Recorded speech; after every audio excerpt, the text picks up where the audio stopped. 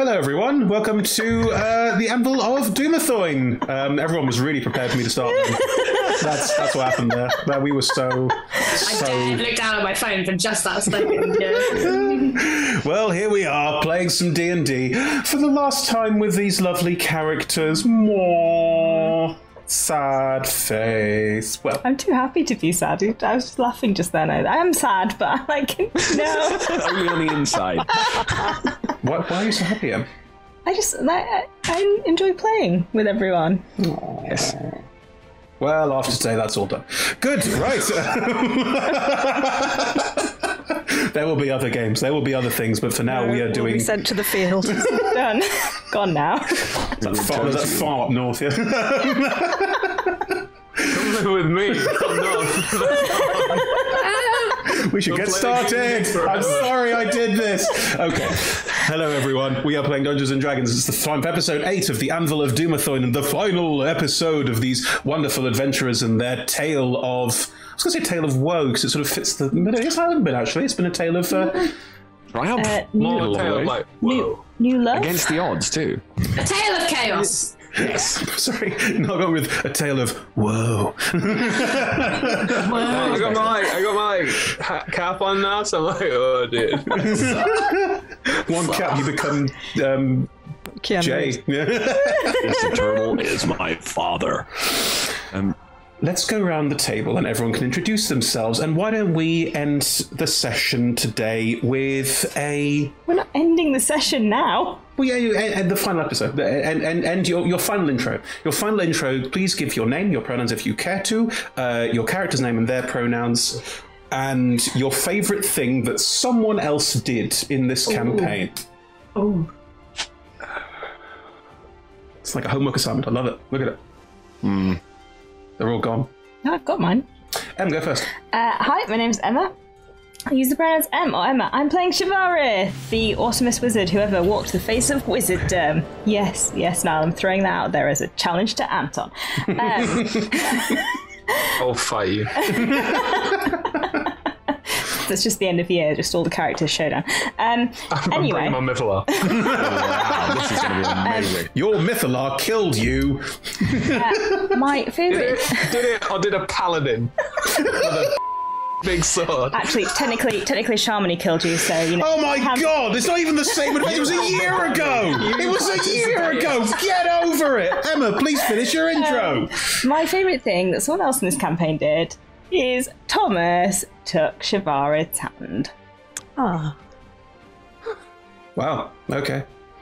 Wow, the look of unimpressment on Chris's face right there. It was really sweet. It was very, very sweet, I agree. Let's build on that this time. Let's have two hands. Good. Right. Just a little chain? What? Who wants to go next? Who else has got one? I've got two. Can I have two? Sure. Okay. My name's Anna. I have not yet met a pronoun that I don't like. So. Amazing. Coriolis only likes she, her pronouns, so there's the difference there. I've got my two favourite things that other people did throughout the campaign. One, Thomas killing a giant thing by stubbing its toe on him. That did happen, yes. It happened. Naomlin ruining an entire combat with skeletons by drop kicking it off a ledge. That's pretty good too. Yep. Those are my two favourite. Very good. Very, very good. Thank you, Anna. Who's next? I'll go. Hi, I'm Nat. I use she, her pronouns, and I am playing the 3-foot-tall hunker prime West Country beef that is Thomas Tallstep.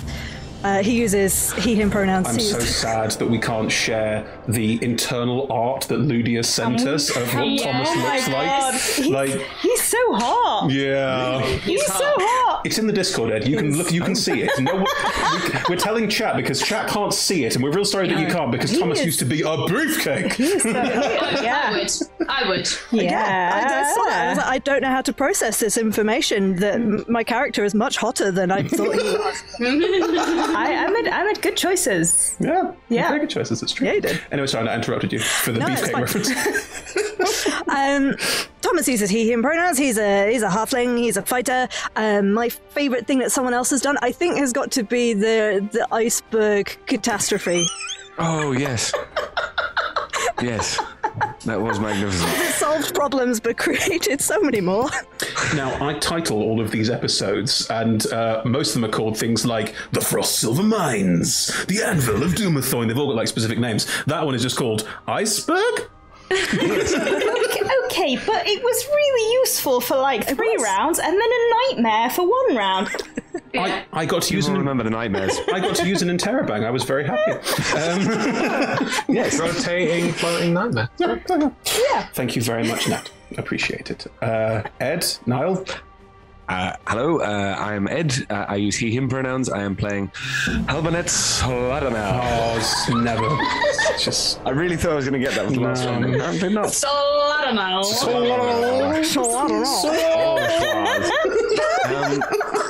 These they them pronouns, just so everyone's aware. And I haven't been drunk for years, and yet somehow this name just makes me. It's not even that you necessarily say it badly. It's just there's that moment of hesitation, and then you just go, so I don't know. I'm pretty sure you've said it right every time. It's just become a thing. different It will be every a thing time. forever. Ed, I'm sorry. Look, It's been sometimes correct Sometimes on streams it happens. Sometimes things happen, and then from now on, and then on forever, you are just known as someone. For example, I've played D&D with George Lockett for many a year, and George rolls fine. Like, he doesn't roll badly, and yet for some reason George rolls terribly on stream, and that is now his curse. To the point that when Naomlin rolled badly in a recent stream, the chat was going, it's the curse square, 'cause that's where George usually sits. Whoa! That's harsh. Yeah. Yeah, Wow. that's just the way it is now. I really hope that doesn't happen to me, that I can never again pronounce my own character's name. It's not bad. I mean, Even if I don't get it right. But I just want fans to meet you and go, Solomon. Anyway, we are rambling and we have adventure to tell. Come on, but what's your favourite moment? well, it's kind of the overarching theme of quite how unstealthy this whole party has been, despite the fact that some of us are very good at stealth. Even when the stealthiest amongst us thinks they're doing very stealthy things, they vomit. It's amazing, just the lack of stealth that we have. We haven't been subtle at any point, and I love it. They vomit. That's what happens, apparently. And now she knows why. I don't remember. Yeah. Niall. Hello, it's me, Niall. Saw dudes. I can see him. I play Nolan, who's a Shia. And I think my favorite part so far has to be that Wand of Wonder. I think Carry with the Wand of Wonder has been A lot of great moments. the tension that builds up every single time. And I think it doesn't beat the first time using it, gems shooting out. Like, Yeah, that was amazing. so on brand. Yes. Also, everyone who watched the stream got 10 gems. Because of that. Perfect. Amazing. I must have not made it quite as far as that. That's incredible. I'm so happy. Thank you. No, as in check your inbox, because it's already happened. You got 10 free I won't gems. check now. I got them. Oh, yeah, me too. I'm Chris, I use they, them pronouns, and my favourite moment, bar none, is Ed, who I have known for a very long time and is one of my dearest friends, playing a character running around and shouting, "What's the plan?" Which I have experienced in real life. And has now finally found a transition to a character which is more Ed than Ed has ever played, so I'm very pleased about that. Very, very pleased about that. It has worked very well, thank you. Remember the last time you did? I think it was in a field in France where we were just wandering around. You were going, "Hang on, where are we? What's the plan?" Why are we doing this? I can't go in the water. My knee's infected. It was all very. It was quite a weird holiday. Yeah. It was quite a weird holiday. Amazing. We're playing D&D, which means everyone rolls 20-sided dice, including me. And those 20-sided dice tell us what we do and how well something achieves or fails miserably. 20's are good, 1's are bad. They have character sheets. You may be able to see them on the left-hand side of the screen. There is an overlay from D&D Beyond. That way, Ed. Sorry. Yes, D&D Beyond have our overlay on the side there where you can see all the character sheets and see what these lovely characters can do. And my heavens, the things they can do. Anyway, before we kick off, we have some lovely sponsors tonight, and let's start by saying a massive thank you to Ludia and Warriors of Waterdeep for letting us play these characters in their world and run this Warriors of Waterdeep game. It has been immense fun, and thank you so much for letting us do that. Thanks for all the gems. Yeah. Thank you for all the gems. Thank you for all the gems. Follow us on socials. We are Roll Together RPG on all of them, all the ones that we're on, which is not all of them, I've been told. So we're on Twitter, Instagram, and Facebook. That's it. So we're on those, so you can follow us there. We're not on TikTok, sorry. Yes, and we're also on Patreon if you fancy patronising us and supporting us in what we do from just $1 or £1 or other currencies are, of course, available. We're also a podcast. If you fancy listening to this as a podcast, this 20-minute intro. If you fancy listening to this 20-minute intro as a podcast, you're welcome. Hello. But if they'll have skipped it. Yeah. Well, now I'm disappointed. Don't skip the intro. It's full of very important jokes. But yes, we're also podcastable if you fancy listening to us while walking around in this boiling summer heat. Finally, we play with a diverse group of players who play a diverse set of characters with wide-ranging sexual and gender identities. Our tables are trans and GNC positive, and we encourage and champion trans and GNC players and characters in our games. The DM and players may portray characters that are of a different gender to their own, and while we aim to avoid misgendering, we do appreciate it does sometimes happen. Have a company policy in place for correction should the need arise. If you think we missed anything, pop into chat, let us know, or send us an email at rolltogetherrpg@gmail.com. If you put !safety into chat, you can see some of the safety tools that we use during play. You might not see them as we do edit after the fact to edit some of these bits out, but yes, we are using various safety tools to make sure everything is safe and brilliant and lovely. That link also contains content warnings if you're looking for content warnings, things you'd like to avoid as part of your adventuring. Cool. Right. 25-minute intro. Not bad for our standards, I think. It's pretty good. Yeah, good. Right, let's do this. Let's dive into the final episode of the Anvil of Dumathoin. Roll intro.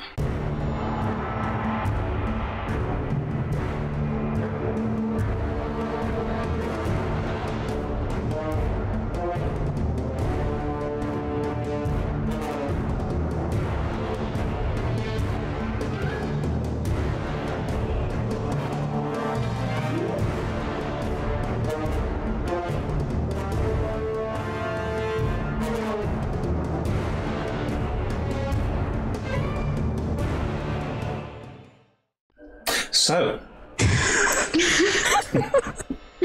last time on the Anvil of Dumathoin, and indeed, let us recap the entirety of the Anvil of Dumathoin, because we have reached the last episode, and I think it's good that everyone knows what's happening before it happens today. What's going on? How are we going to know what happens before it happens? The divination wizard.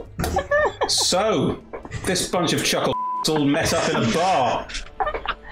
And it went really well for them. Yeah, they met with the Open Lord of Waterdeep, who for some reason deigned to meet with them, even though they're clearly all idiots, and decided to harsh but fair. Not fair. And asked you all to go and do a mission. And you may recall was slightly cagey about the mission, and no one's really questioned that or asked anything about it. So I'm just going to make that plosh point and jump forward. Anyway, you all went up the North Road looking for bandits who were taking stuff from people going up and down the North Road who were attacking caravans, and you saved a caravan from some goblins, some of which ran away into the woods, goblins and kobolds.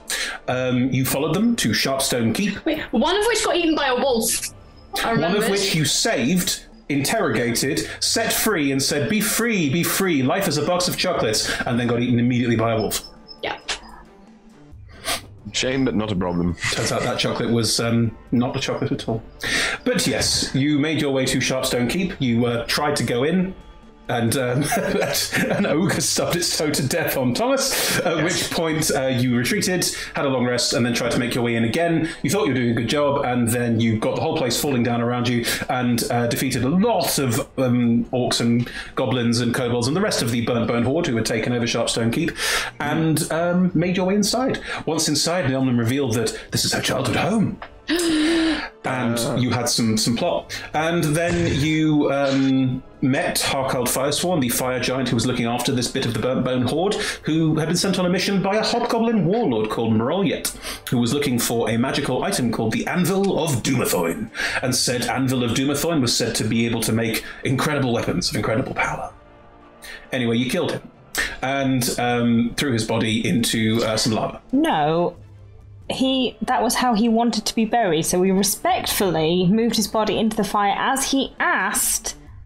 Yeah, you respectfully staved his head in and then respectfully took his soul out of the underworld and back into his body so you could ask him some more questions, and then respectfully threw him into lava. Yeah.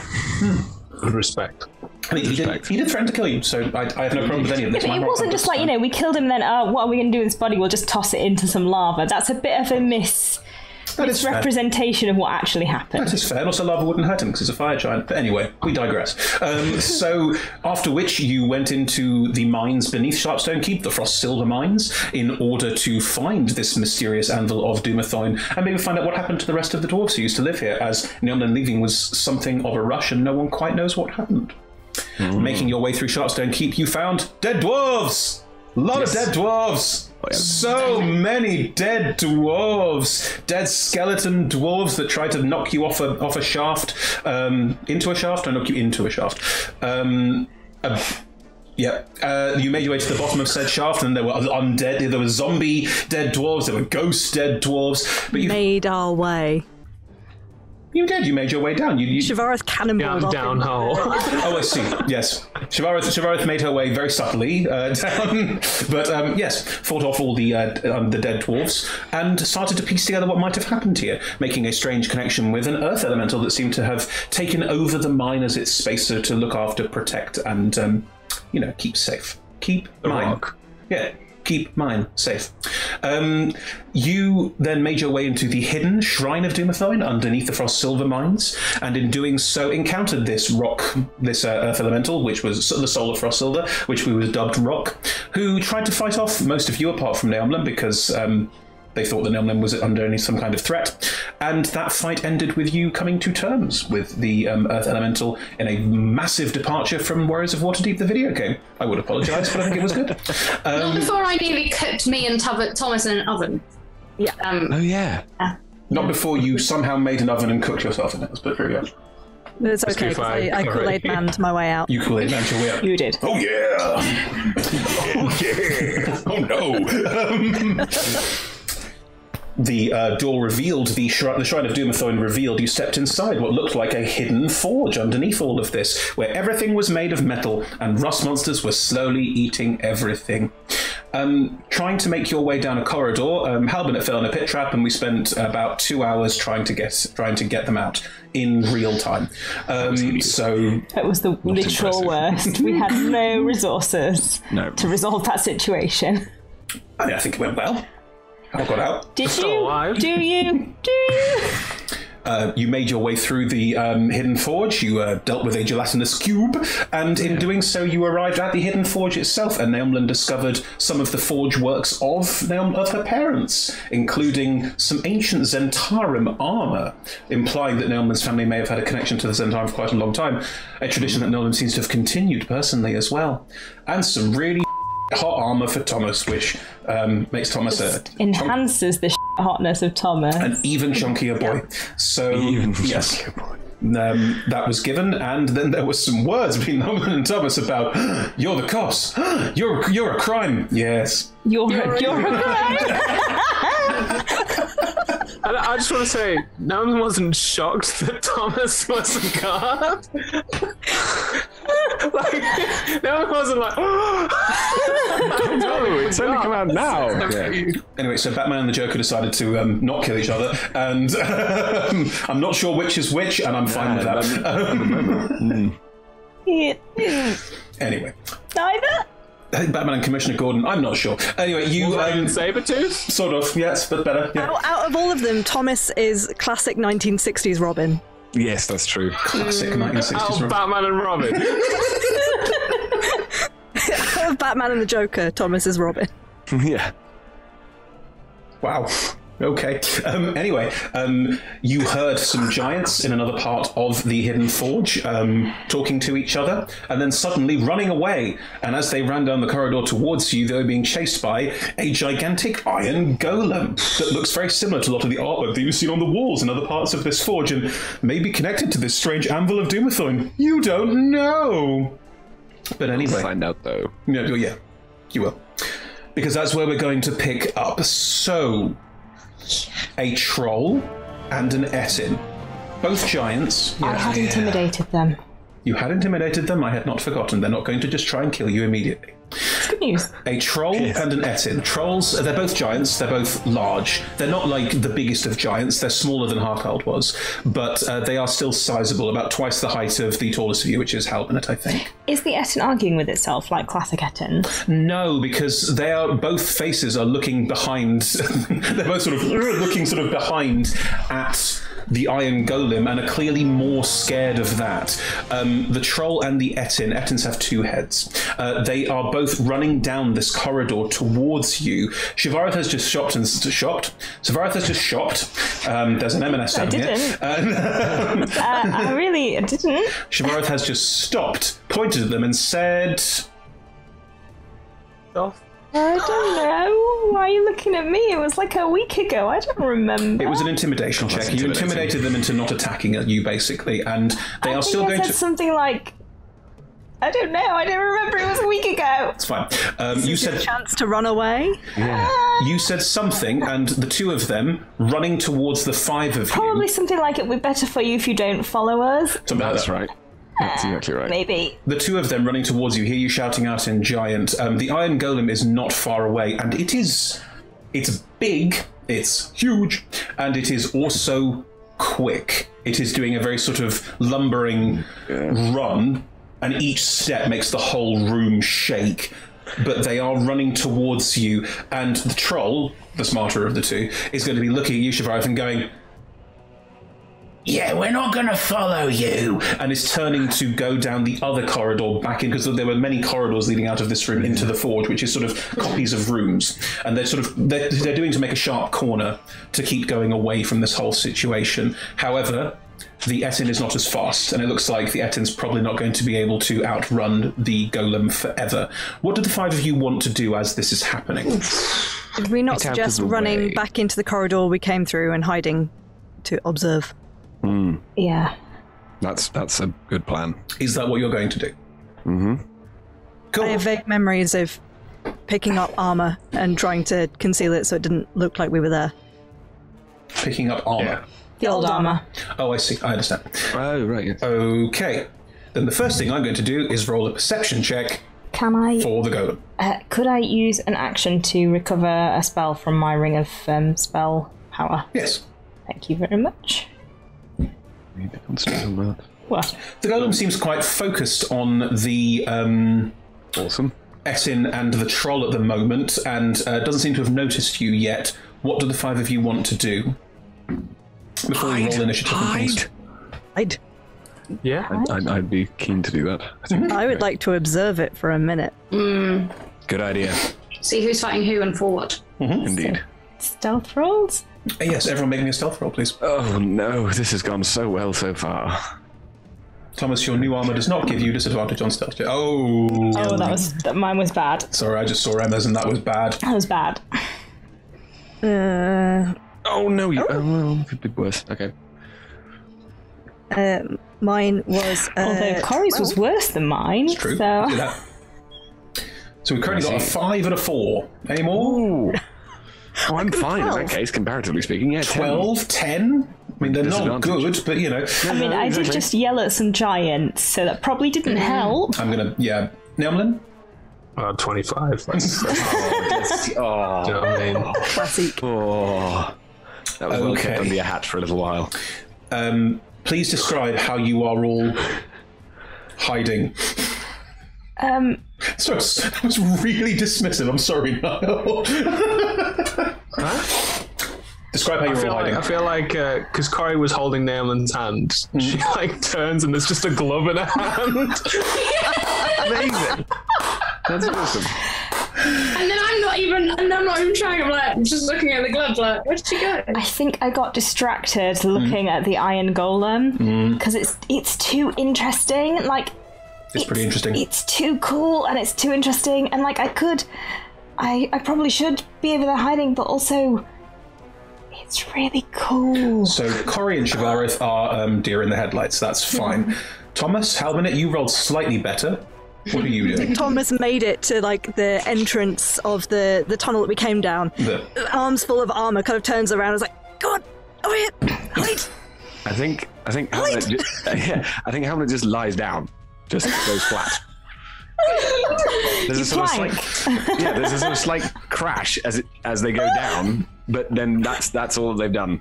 They're just hoping that the dust standing there and suddenly, oh! Yeah, that's pretty much all they've done. Good. Incredible scenes. Nailman, Norman's gone. you rolled a 25. You can't see me. Where are you? Are you hiding in this room? Have you gone down the corridor?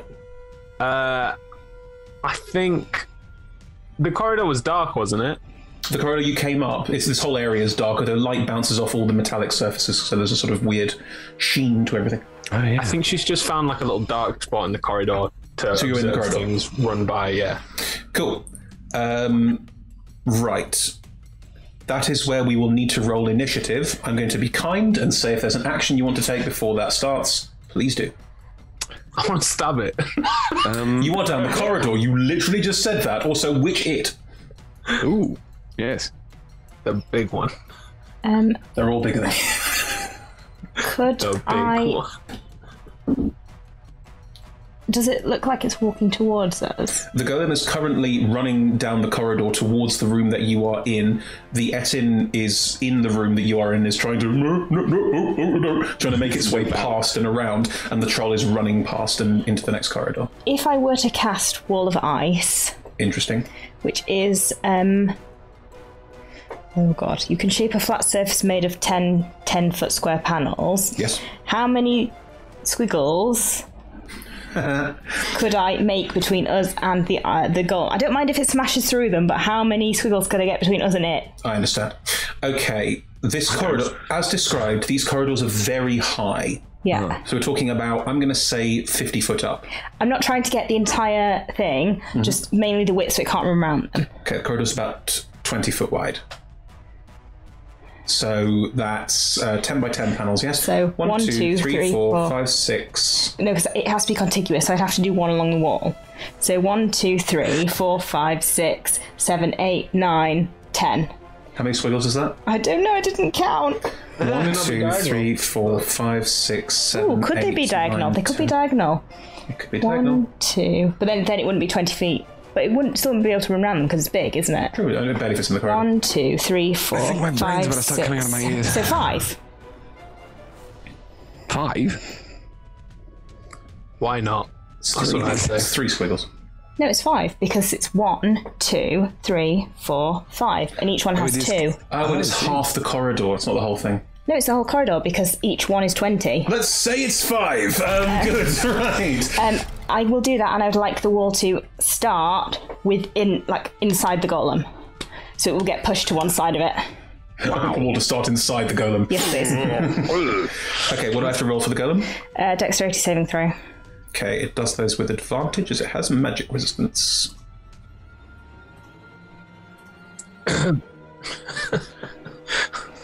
That's a 4. Okay. It takes. Yep. Oh god, this spell is long. 10d6 cold damage. Ooh, roll that. What? That is. Oh, it's just having to think about that. Well, you rolled a lot of It's dice. a lot of dice. One of them's got stuck. 40 points of damage. 4-0. Lovely. 40 points of cold damage, and it is pushed to the far side of the wall. So it has to break its way through the wall now. It takes damage every time it breaks through one of those segments and moves through it. You're kidding. No, I'm not kidding. That's one of the best moves I've ever. That's brilliant. Well done. Shivara's taken an action. Would anyone else like an action before we roll initiative? But given trying to fulfill our what's called duties in the party, is everybody hurt? No. No, Corey has 4 hit points. Corey's good. I'm fine. Okay. I was in the corridor, right? So I'm just in between 2 ice sheets, right? No, you've gone down. The corridor you came in, the one you were all running towards, is a smaller corridor which the golem couldn't come down. It's too big. So that's the one you were running towards and slid into. The 2 wider corridors that the golem can go down, the golem is coming down one, currently blocked by a lot of ice, and the 2 giants are moving through to run down the other. Oh, It's just going to go down the other, isn't it? that's the corridor we're in. Right, okay, cool. Do you want to be in the corridor where the ice wall is and be like, whoa, and be slightly in front of that? Well, seeing as no, well, is anybody else there? Shivareth and Coriolis are in the room looking down the corridor, yes. The Etin is running past them. Yeah, I'll have gone forward into the corridor waiting for the golem to come past. Cool. I want to stab it. In which case, there is now an ice wall sort of, whoa, there's one like right in front of you, and you go, okay, and you avoid getting an ice wall cast on yourself. I'll just wait for it to crash through one of the walls and Totally give it a fine. stabbing. How close does it need to be to the ice wall to take damage? In fact, can I put it so that it gets pushed in between two of them, rather than to the far side, please? It's already rolled the saving throw and we said what it did. Yes, but logistically it's better for me if it's in between two. No, I understand, but... The only difference is that it gets pushed to one side instead of the other side, that's all. I see, so you pushed it forward. Yeah. Yeah, it's sort of in the middle of the ice wall. That's totally fine. Yeah. What was the question? Anyone else got any actions they want to take before initiative is rolled? In which case, I will cast Cure Wounds on myself. Everyone else is so very fine. I'm not really. So I will. It's so thoughtful. I know. Well, I was trying. Is everyone else okay? Okay, well, I'll heal myself then. For anyone else does. Yep. So that's. I just gave myself back 11 points of damage. No. Healing, that's what I'm trying to say. Only 11? Yes. That seems extremely low. Was it a first level? Right. I'm not that badly off, but... Okay, cool. Yes. Corey, Thomas, Naumlin, anything you want to do before we roll initiative? I think as soon as Thomas has seen that the hiding down the corridor plan is not the plan, we'll just dump the armor and head back to, I guess, Shivareth and Corey, because they're in the middle of the room. Are you going to stand in front of them? Yeah. Cool, gotcha. So you stand in front of them and get ready. Corey? No, just staring at the glove like... Right, in which case everyone roll me that initiative. Okay. Game face Coriolis. Game face Corey. Oh, boo. Rolled in that one. No, you didn't. Oh, yeah. Are you sure you want to use your reaction? That's using your reaction for the first round, are you sure? Oh, that's true. I just rolled a natural 20. I mean, technically it's pre-initiative. No, it isn't. No, don't Easy bother. initiative roll. It's fine. Okay. Okay, what we all got? What's the natural one for you? 17. 3. 17. I'm supine, but hopefully I can spring into action. Sorry? 9. 9. What else we got? 23. 23. Respectable 10. A respectable 10. Right, lovely. Let's do this. So, where's there it is. I wasted 23. Thomas. Well, no, because you're the only one who actually rolled relatively decent. The rest of us are quite low. Thomas, it is your turn. You, standing in front of this wall there, you can see that the golem, because the golem is very, very tall, the golem is taller than the wall. Like, the wall barely goes up to like a third of the golem's height. It's 10 foot up, right? Yeah. Yeah. So the golem is looking at it with a kind of... like, it doesn't have any expressions whatsoever, but it can't get to its target, and it is confused. Good. Have no ranged attacks. Sorry, the Etin that was running past full pelt just sort of slows down, looks back and just one of the heads says, and one goes back to it. I understand them. Yes, one head says, look at that, the golem's stuck, and the other head goes, why are we still here? Like, the heads are arguing about what the best course of action is. From above, the troll has stopped and also turned around, looked at them and goes, yeah, maybe we should keep going, because that thing's pretty hefty and we'll probably break through that any minute. And we should let it eat the little ones first. Oi! What? You told us to go away. We're going! That is Coriolis' reaction. I'm glad. Yes, canon. I'm going to have to blur all of that.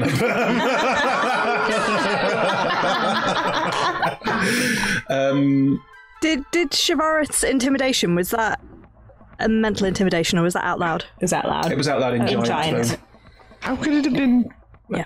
Doesn't matter. Not It important. was bloody metal, mate. Because he wouldn't have understood it, Thomas, seeing them kind of pause and turn around in an attempt to try and like, no, I don't want to fight you as well.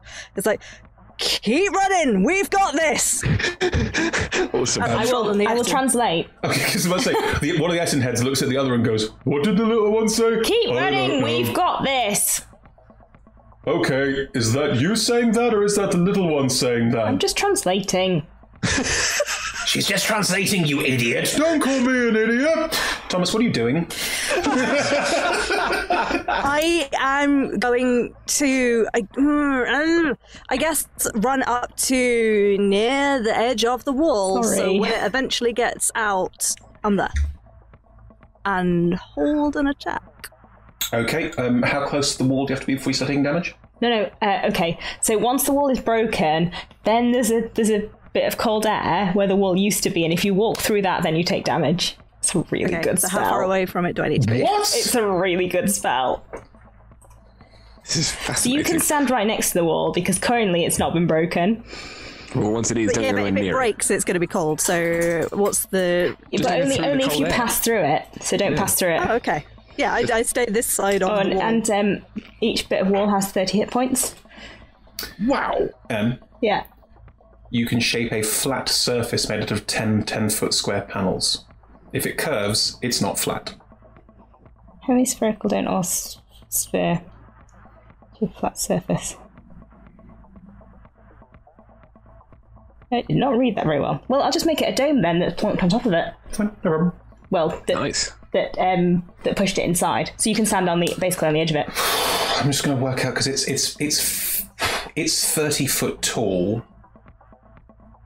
You can surround it. Sphere with with radius just like of 10 feet, that would be tall enough. 10 feet. The radius is 10 feet. That's not tall enough.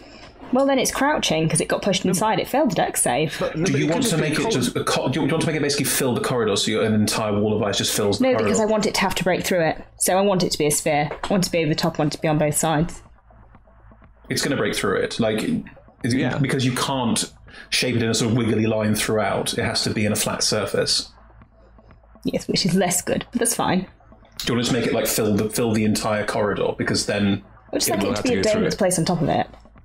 I'll say that's fine. Yeah, there's a dome on top of it. That's fine. No problem. Nice. Which means the golem you can't see the golem. All you see is this sort of weird dome. That's fine because you can stand on the edge of it and it will. So Thomas is have to running. come You're through. running up to the dome, Thomas. Yeah, just kind of standing there looking back at everyone like Is this right? ready? If it breaks through, don't go through it. Noted. Okay. At the end of Thomas's turn, the Anvil of Dumathoin, which is what this is going to take its first legendary action. Oh, right. Okay. The inside of the ice starts to glow with extreme heat. Shivarith, what do I have to hit? Is there an AC? Yeah, it has an AC of 12. It's vulnerable to fire damage. Yeah.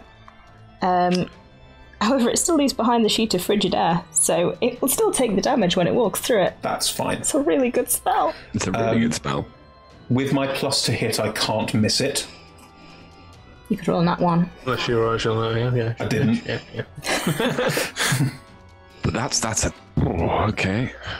How many hit points does each section of wall have? It's got 30 hit 30. points. 3-0. Okay. But it's vulnerable to fire damage, so if you're doing fire damage... Yeah, no, that's why I work it out from that.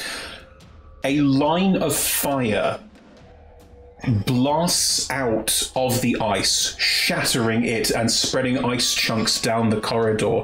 And you can just see the golem inside has pulled out a redonkulous sword, which it has stabbed into the ground. And a line of fire is burning its way down the corridor. It will hit Thomas, because Thomas is there, and it will fill the corridor because it is very wide. So Naumlen... let's see, Shivarith, Halbert, and Coriolis are at the end of it, but it does have ludicrous range, and Thomas ran up to it. So everyone, including the Etin, please make me a dexterity saving throw. Oh, good. Yeah. This is working spectacularly well thus far. Natural 20. Oh, thank goodness. Will you pass? What's your mod? Plus 3. Plus 3. Yeah, you're fine. 23. Keep going. 18. 18. That's a 10, but I'm going to use Tides of Chaos. Okay. I got a 20, not that. 20 non-nat. Good. Take the 20 off Emma's, you've got mine. What was that? 3. 3. 3. Nope. Nice, 12. Okay, so I'm sorry, my mind has gone blank. So what did everyone roll again? Tell us what the like pass or not is. No, what everyone rolled. So everyone rolled a 3, 23 for Neomlin, natural 20 for 23 for Shivareth, 20 for non-nat 20 for Neomlin. Corey? 12. 12. Thomas? 18. 18. You only Shivareth and Neomlin pass. Oof. As this burning fire just burns its way down the corridor, Shivareth and Neomlin, you take half damage from this, and everyone else takes evasion. Damage? I take no damage because of evasion. It's ridiculous. You take no damage because of evasion. Neomlin, you take no damage at all. Right. Shivareth, you take 16 points of fire damage. And the other 3, you take 32 points of fire. I'm really damage. glad I healed myself. I rolled a 17 on my con save, so I'm fine. Good. It has... This fire has shattered the ice, and it can't move because it's not its turn. There isn't now an icy... The sort of frigid air. Yeah, we'll get to the frigid air. Good, right. The troll, Snarlclaw, is going to see the flames and just look at you all and... Okay, Shivareth speaks giant. What you all hear, apart from Shivareth, is... and just turns and starts running down the corridor. Shivareth, what you hear unsurprisingly is... this! And just turns and runs away. Runs down the corridor, not doing this. That's fair. Because trolls, if they get burned, don't regenerate, so trolls don't like fire. Famously scared of fire. Exactly.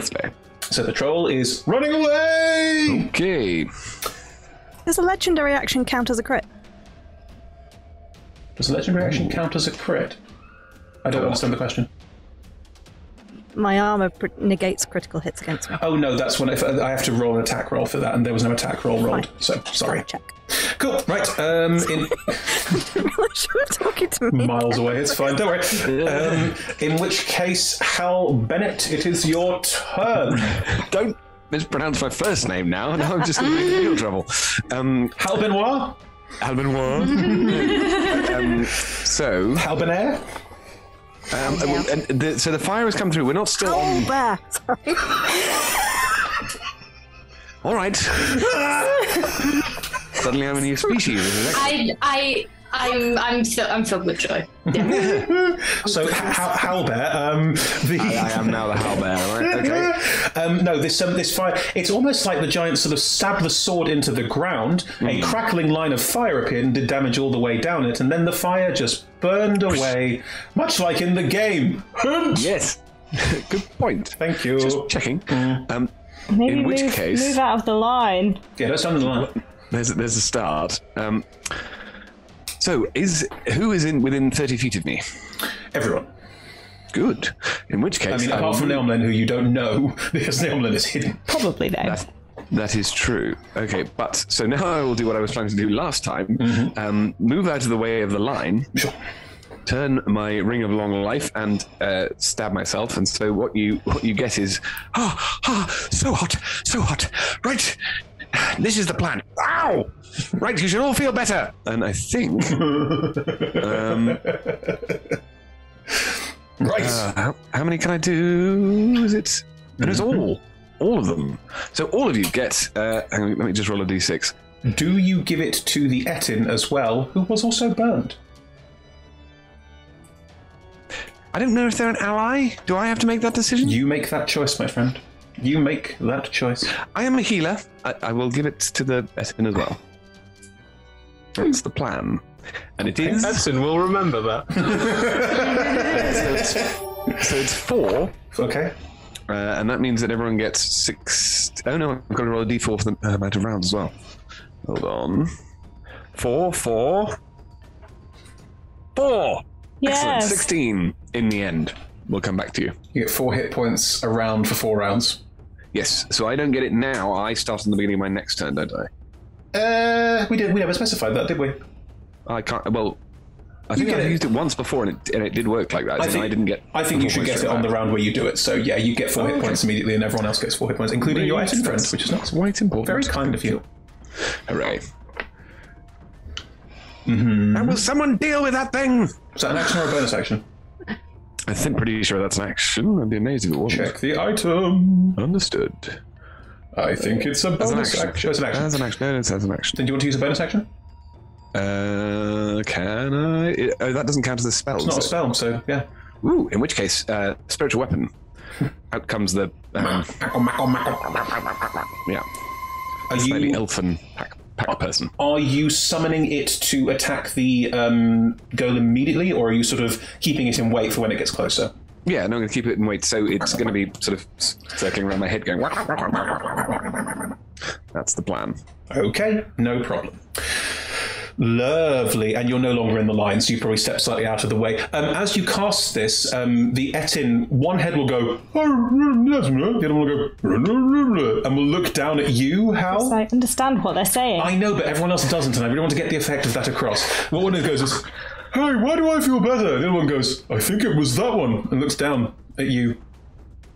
I hope you feel better, is what they get from me. What did another one say? I don't know. My friend just healed you. Oh, thank you. Thank you. Pats you on the head. That was friendly. That was friendly. Good. I would hope so. Can we count on you against this thing? If it's all of us together, we might be better. Can they count on you against this thing? If it's all of us together, we might be better. Oh. Hey, Snarklaw! Hey! Snarklaw! Definitely happens in 6 seconds. Hey! The Etin is shouting down the corridor at the retreating troll. Right.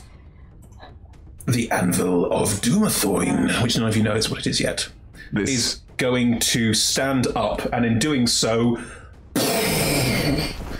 where the ice was still left, just break out of it. Does it pass through? It does pass through as it does that, of course it does. Is it then going to also walk through? No, that is one. It can't pass through it multiple times one turn. It passes through it once in its turn. It's just an enormous sort of star jump out of the. It didn't need to jump. So just say the first time it's turn. Constitution saving throw. Con save.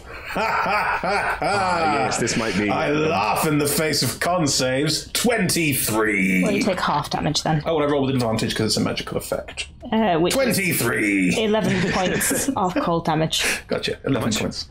11. That's And still I good. will drop concentration on the spell because it is no longer useful to us. Of course.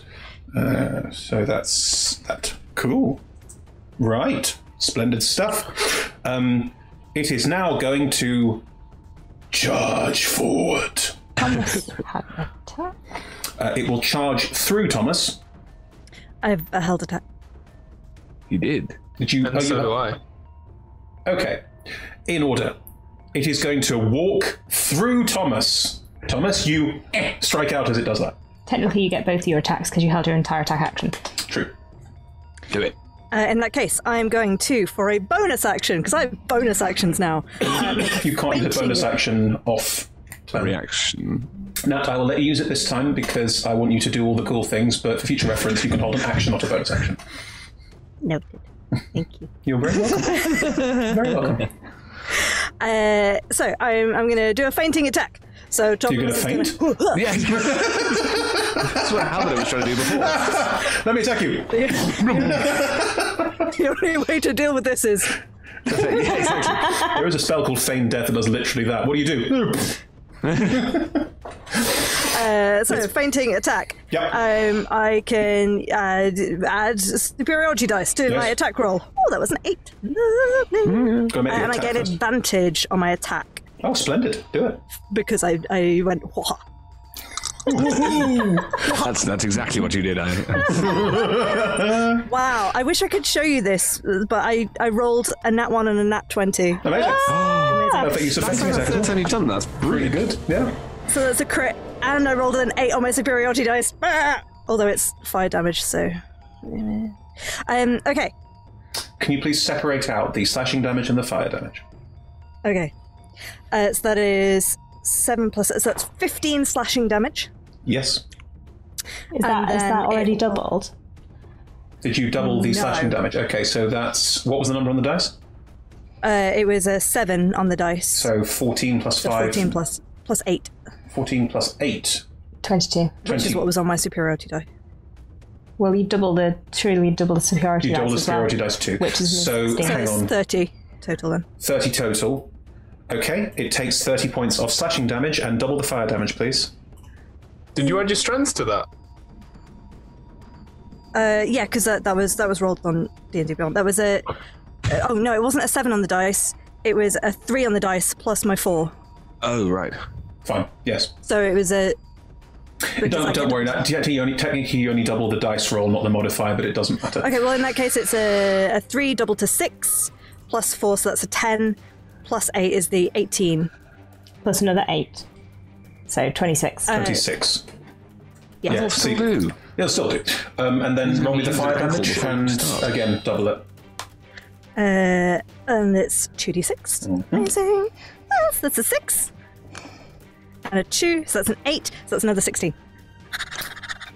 It's the strike with the sword cuts through it and cuts deep. But where the fire cuts into it, Oh, have I healed it?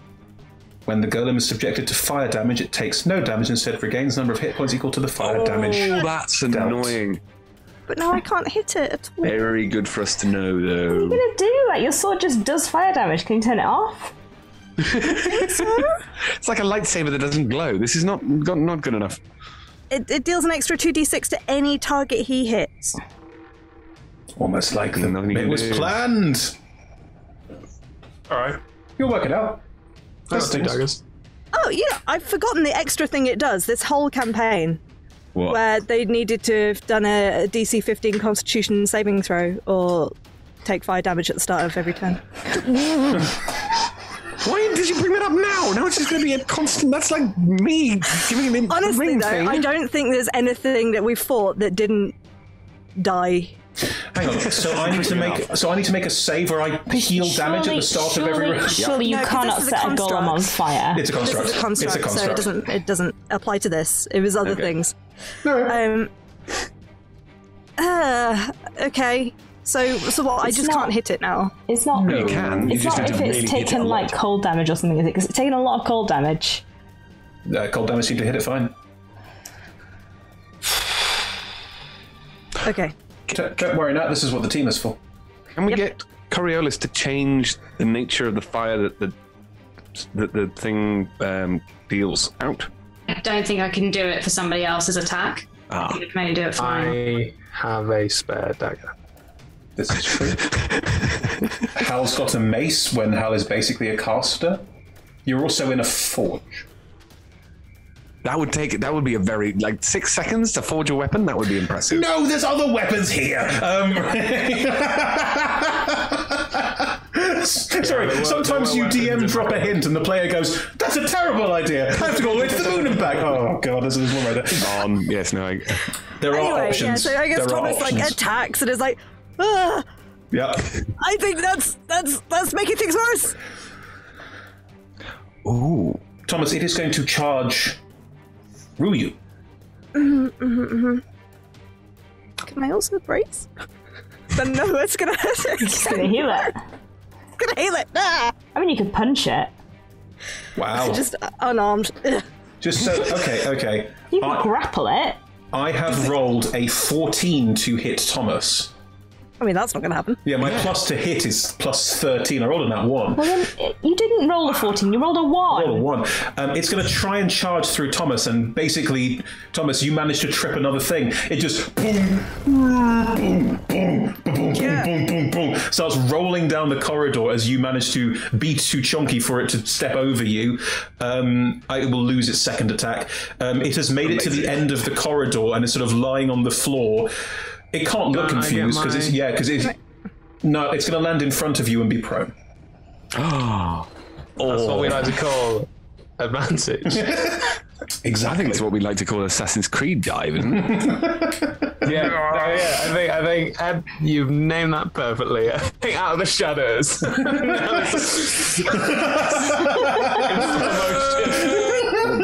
Lovely. Make make your attack rolls as it lands on the floor in front of you. Thomas, you tripped it. Thomas proving once again that the best way to trip something is to just stand near it.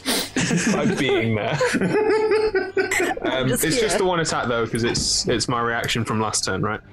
If you have 2 attacks, did you hold? It's a bonus action attack, so. Yeah. It's bonus, then no, then it's just 1 attack. Yes. Just the when. Just the one. When, please. One, please. When? One attack, please. Come on. Okay. Oh, that's a natural 20. Yes! Wow. Bossing this. This is excellent. Okay. Double all the dice. Wow. Wowie. Right, so I've got. It's alright, now you could probably have healed it some more if you try. 1 times 2 is. Oh, wait. I'll roll again. No, I rolled another 1. So that's 2 plus 5 is 7. And then all my sneak. It's 4d6s. So I get to roll each one twice. So that is 1, 7. Use the dice roller. Plus 5 is 12. Plus another 5 is 17. Yep. Plus another 2 is 19. Plus another 2 is 21. Plus another 1 is 22. Wow. Plus another 5 is 26. 27. 27 points of critical damage as you. Are you standing on it? Do you just go, yeah, and just land on top of it and just start stabbing it in the back? I think it's like a straight go for the head, and I think she uses her body weight to like slowly like. Down, it has tripped. It has, because it tripped over Thomas. It has landed sort of on the floor. If you are sort of on there, just. As your daggers scrape over the surface of this column, and you are quite close to it, you can notice a couple of things, which I will give you. 1, it is covered in strange, what looks like tubing or piping, and as you cut through some of it, there's an occasional of steam out of parts of it. So you're sort of almost like you're cutting veins or arteries, but yeah, of steam, superheated steam blasting out of it at various angles. You also note that it appears to have sort of grating on it at various points, and inside is a roaring flame. Interesting. Yes, Anna? Right. Oh, no, nothing. You had your hand raised. It's just, Oh, no, I was scratching my head and then you said something and I went, Particularly that. Oh. But yes, there is more to this golem than meets the eye. Vivacious. That is the. I'm not going to give it its second attack, so it tripped over Thomas. That is the end of its turn. Nomlin, it is now your turn. Jesus. And it's still prone. It is still prone. On a I bicycle. like to stab things with my knives. Okay. You should all note that despite all the damage done to it, it doesn't look that badly damaged yet. Yeah. Well, Let's keep going. Why are you smiling? So that is on the foist attack. I got. Oh, that hits. 18 plus 8. It does, yes. Alrighty then. Get your snuck attack. Damage wise is 1 plus 5 again is 6, plus another 10 plus third, so that's plus 13 plus 1 plus 14. So 6 plus 14 20 is 20. 20 points of damage. You stab into it again. You're again severing, like where you've cut in now, you've cut deep enough in places that you can feel the heat radiating off it, and it is hot to the touch. It is hurting your hands to touch it. Where you do, you got blisters on your fingers. You the Can I use my bonus action to stab it again? Sure. Of course you can. Go for it. Yeah, might as well, innit? Might as well keep stabbing those. Alright, that's another 26. Hits, yeah. Sweet McGee. That's just one of these bad boys. 1 point of your finest damage, please. Oh, I see, 'cause you can't have the mod. Yeah. Yeah. The difference. Well, the reason it's a 1 is at the end of your turn, you stab into it, and it is going to... It's going to punch you. Is Seems fair. It's going to try and punch you off itself.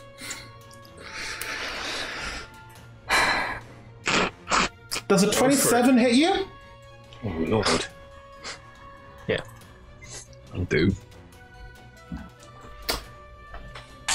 What you will see is it's fallen over and it's lying fist and the arms on top of it just... And suddenly a fist will just... And the arm just goes flying off it. Roll me a strength saving throw. I'll use my uncanny dodge to half that, please. Cool, but roll me a strength saving throw. Strength saving throw. Yes, please. Is it trying to grapple me? No, it's trying to push you. It's trying to shove you. All right. Take it up. I don't think that's enough. That's what it is. I don't think a 10 will do it, will it? No. And it just goes flying off. You take... do you want me to halve it for you? Simple play. 19 points of bludgeoning damage as you are skadoosh, punched off it and go flying and bounce off a wall and probably land near where Thomas is. I'm going to try and intercept that to reduce the damage. Intercept? Well, it fell over me. I'm assuming it's receiving within a 5 feet of pass. me. It's not. It's gone way beyond because it's big. But Nat, what I will allow you to do is you can intercept the damage if you can catch Naomi. Yeah. Like a football. Please. Am I rolling the intercept or Please. am I rolling a dex save? Roll the intercept. I'll Sleight allow of it. hand, surely. Okay, so that's on a d10 that was 9 plus 3, so that's 12 points reduced. On a d10. So you only take 7. Noam, then, as you go flying off and bounce off a wall, Thomas is underneath you, just goes, and just manages to basically catch you as you're falling so you don't land on your spine and hurt. Like, the punch was bad, but the fall would have been worse. Appreciated. Well, I didn't say thank you. This armor fits really well. I know, it's just like... Lovely. Corey. Okay. Did we establish that this thing is not a creature? Constructs are creatures. It's not a creature. It is a creature, yes. It is a creature. a construct. So it's not a construct. It is a construct, and constructs are creatures. This should be good for you. Basically put, everything in your spells that says attacking a creature, what it doesn't want you to do is attack a wall or a ship or a door. This spell says it attacks a creature, but not a construct. Oh, what spell is it? Unusual. Phantasmal Force. There's nothing in the They're brain. usually immune to psychic damage. Yep. Then I don't know what to do. There's always a good option. Any other spell that's not that one. No, because everything is fire. Everything I've got is... You can Yes, I change. can, but I've not got that many sorcery. You could slow it, which might be quite useful, because it Yes, reduces that's the number true. of attacks it does. And it's AC.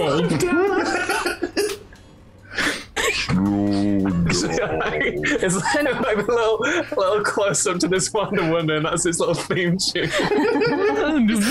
No. Waiting. It just sits there in Coriolis' hand going, Wonder, wonder, wonder, just doing that the entire time. So whenever you consider it, you're like looking at spells. Wonder. You doing Wonder Wonder? No. I'm going to cast a second level Witch Bolt, Nice. Okay. which is this one. Cool. Yeah. So that's a dirty 20 to hit. Yeah, that is its AC. That is its AC. And that is 18 points of lightning damage. So on the floor, suddenly there's just lightning zapping through it on the floor as it starts. Bits of it sort of spark and hiss as before. Bits of steam billowing off it, and you maintain the one. You do maintain the witch bolt. You almost said Wonder. Shush. Hey, Anna, you used the Tides of Chaos earlier. Yeah. Do I need to roll the d20 first or the d100? You need to roll both. Okay, so I'll do the d20 was a 6, so that doesn't. That's fine. That is 80. 80. New one. as you do this, and as you this bolt of lightning sparks out and over and sparks through the golem, around you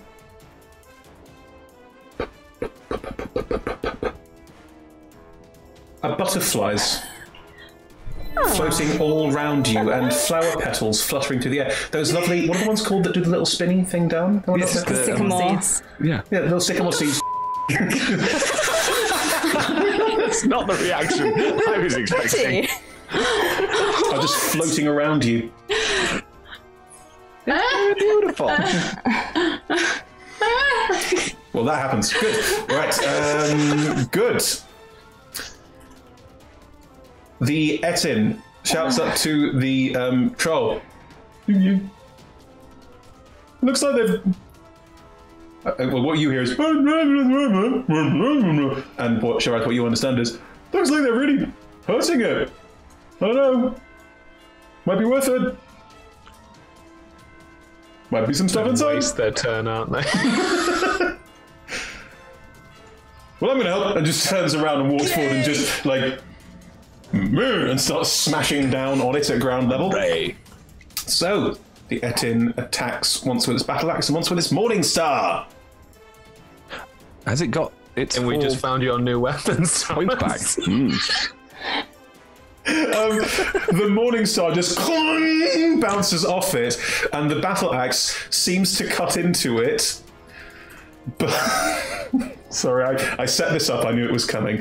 As the battle axe cuts into it, the golem just reaches up, grabs the axe, and smashes it. The golem is immune to bludgeoning, piercing, and slashing from non-magical attacks. Oh. The Etin goes, oh dear. The one goes, that was my favourite axe. Good. Right. Oh, that's very cute. Shavarith, it is your Got your turn. new weapon. I'm gonna try a new spell. Ooh. I'm gonna just hold up my staff and make a sort of stirring motion, and a sort of greenish glow starts to emanate inside the room in a 60-foot sphere. Oh, no. Well, it's 30-foot radius. I just won't tell what spell it is. That God. I would like to cover as much of this room as is humanly possible. I will protect all of my allies. I can't protect the Etin, unfortunately, because I Oh can my only God. protect 5. I will shout at the Etin. It may be worth leaving, at least out of the green light. The Etin's looking around. What's going on? Nothing at the moment. This spell is awful. This spell is legit awful. We've encouraged it to come back. We've broken its favourite weapon, and now it's going to die. And then can I go to one of the rooms and begin looking for a new weapon for Thomas? You are in a room. There are various locked doors, as described, that you could try and open and try and find things within. They are all locked. So, is anything just lying around? Would you like to roll an investigation check? Yes. I have used my action. That's fine. Wait, did you say that you could only protect 5? Because isn't there only 4 of us in one Etin? Yes, there are 5 of us. Yes. And one It's got Etin. to include Shavarith. It has a needs radius to be of protected 30 well. feet. The I just thought you couldn't hurt yourself with your own spells. No, you can. The entirety of this area No, is you now. can kill yourself. The entirety of this area is now blanketed in weird greenish sort of light and mist. I rolled 24. Excuse me. It's fine. Bless you. On a 24, one of the doors with a symbol you don't recognise on it, obviously, seems to be slightly ajar. I mean, it's not a jar, it's a door, but the door is Can I slightly go to broken. that? Can I get to that door? Yeah, sure. I will open the door. Cool, that is the end of your turn. There is now... Yeah, it's a door. Sorry, it's a classic. I'll leave it a goodie. But yes, this green, sickening radiance, horrible spell, is now... I didn't filling- say what it was. You It's just sickening keep radiance. that to yourself. It's sickening radiance. It's awful. You are irradiating everyone apart not. from your allies. I'm not irradiating everyone. I know, because you're an evoker, plus sickening radiance is disgusting, and I love it. Cool. So this whole space is now irradiated. You remember when Milk killed those flame skulls in Forsaken by putting the green light in the room with them, and they just died? Okay. Vaguely. Yeah. What we're hoping to happen now. Well, Red put a sickening radiance in the middle of a room, and then George Wald forced it so they couldn't get out. It was cruel. It was awful. It was excellent. Very clever. Right, so do they make saves on their turn? Oh, yes. On their turn, okay. Right. This is so wrong. Thomas, it is your turn. You're surrounded by weird green light and sort of weird like green smoke, like the inside of a nuclear power plant, but Thomas has never been inside one. Also, that's not what nuclear power plants or radiation look like. You feel fine, though. Yeah. I guess it's going to turn to Neomlin and be like, in your travels, did you see any other weapons that might be useful that are not fire? Can I hand Thomas one of my keen daggers? Of course you can. Then I hand Thomas one of my keen daggers. Thomas, it's a dagger, Sure. but in your hands it looks like a short sword. Specifically, it's very sharp. These things you tell us. Handling with care. Yes. All right. It's got one of those like paper fine edges where you just look at it and go, Keeping that end away from me. if I cut myself on that, it wouldn't heal for years. Oh, yeah. In that case, thank you. I'm going to run over, and I guess I'm going for its ankles, and maybe I can chop its foot off. Kind of way. Yes. Not with a dagger, but like The biggest tin opening job the ever. equivalent of its Achilles heel. It's not stood up yet. Stand It's not stood up. It can't stand up. It fell over on its turn. It's taken a while. So Thomas, you run over and you attack with advantage because it's still prone. It crits on a 19 or a 20. Yeah. Nice. Nice. That is a 16 plus Savan for 23. That hits. Yeah, you start can opening the base. Yep. Right, roll me that damage. It's a D4 because it's a dagger, but you can use your strength mod. Okay. Cool. So that's only a 1, so that's going to be a 5 total. You are slowly making your way around with Wallace and Gromit-like precision. Let me just check if there's anything else I want to do. Is it going to be useful for Naumlin to be somewhere else? Next to you, preferably, to stab it. Cool. I'm going to use a superiority dice to use maneuvering attack. I expend the superiority dice to add the total to the damage, and a creature that can see or hear me can use its reaction to move half its speed without provoking opportunity attacks. Ooh, I would say Do you if not it's wanna use your yeah, reaction? if it's to use the reaction, let's save that for halving damage. Okay. You know, give me a little. That was a good ad. Oh wait, no, I've already used my reaction this turn anyway. To half the damage. No worries then. Yeah, But thank you. I you have think that's. a second attack. You are a 7th level fighter. Oh yeah. I'm gonna take it again. Run that one back. I got confused by the dagger. It's all right. That is less good. That is a 17. Does not hit. It's stuck. Stuck. In This sword is too small. You are trying to cut away at it. Now something's in 5 feet of it again. Thank you very much, Thomas. At the end of your turn, it will use a legendary action to kick you, I guess. Oh no. It's just rude. Tonk. Great. Can I attempt to catch Thomas? We will get there. Ooh, Thomas, that's a 31. Hang on, I'm sorry. It's prone. Oh, It fine. rolls it to have a disadvantage. That's a 21 to hit you. That just hits. My AC is now 21. Batman. Cool. Cool. Yep. That is- I didn't heal the 4 points. I gonna healed say- 4 points. Always heal the 4 points. Always heal the 4 points. Oh shit. Thomas, 25 points of damage. Ow!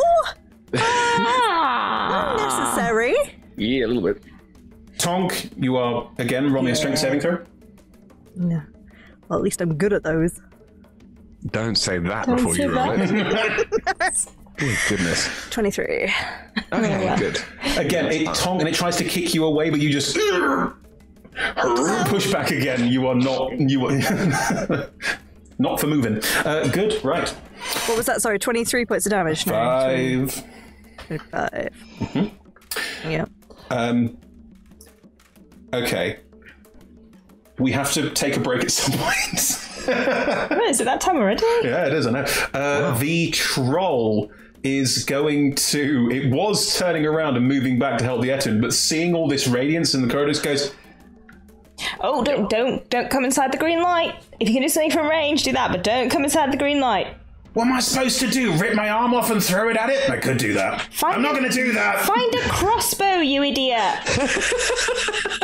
I'm 11 foot tall. You're right, Gronk. And inside you hear, oh no, oh, I don't feel so good. Oh. You haven't even rolled the con save yet. He's not going to be okay. I think if you receive chemotherapy, whether or not it's actually worked for you or not, it's still going to be like... Snarlclaw, the troll, is basically sort of looking at you, Shiva, kind of like, did you hurt my friend?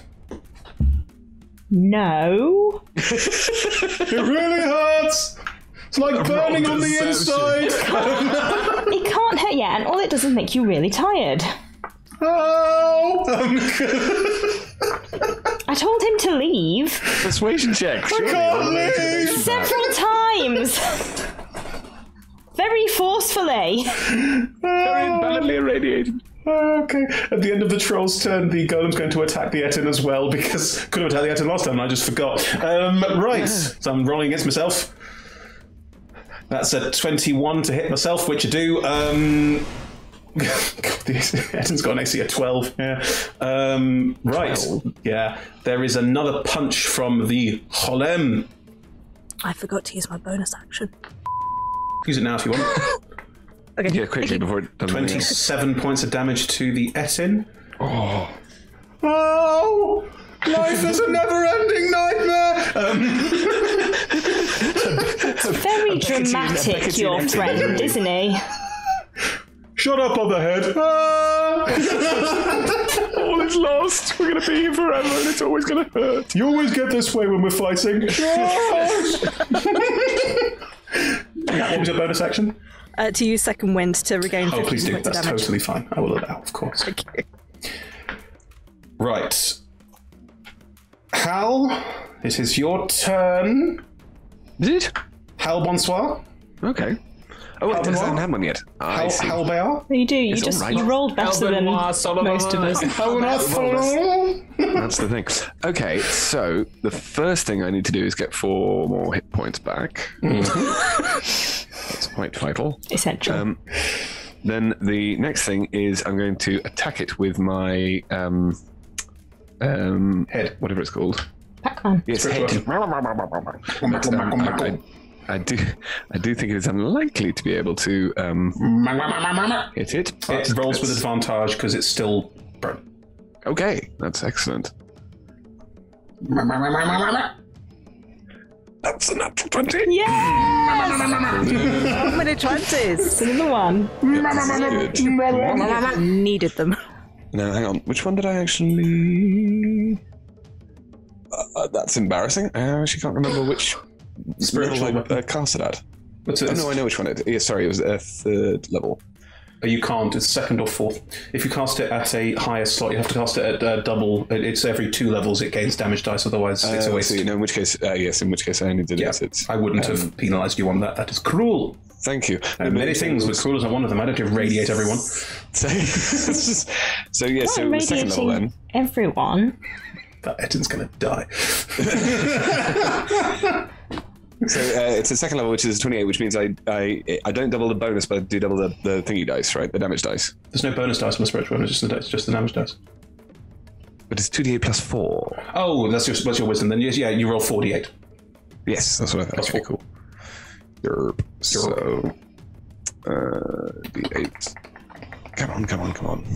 What is it going to be? Just give me a second. There we are. It's actually 23. I will take that. Good lord. Respectable.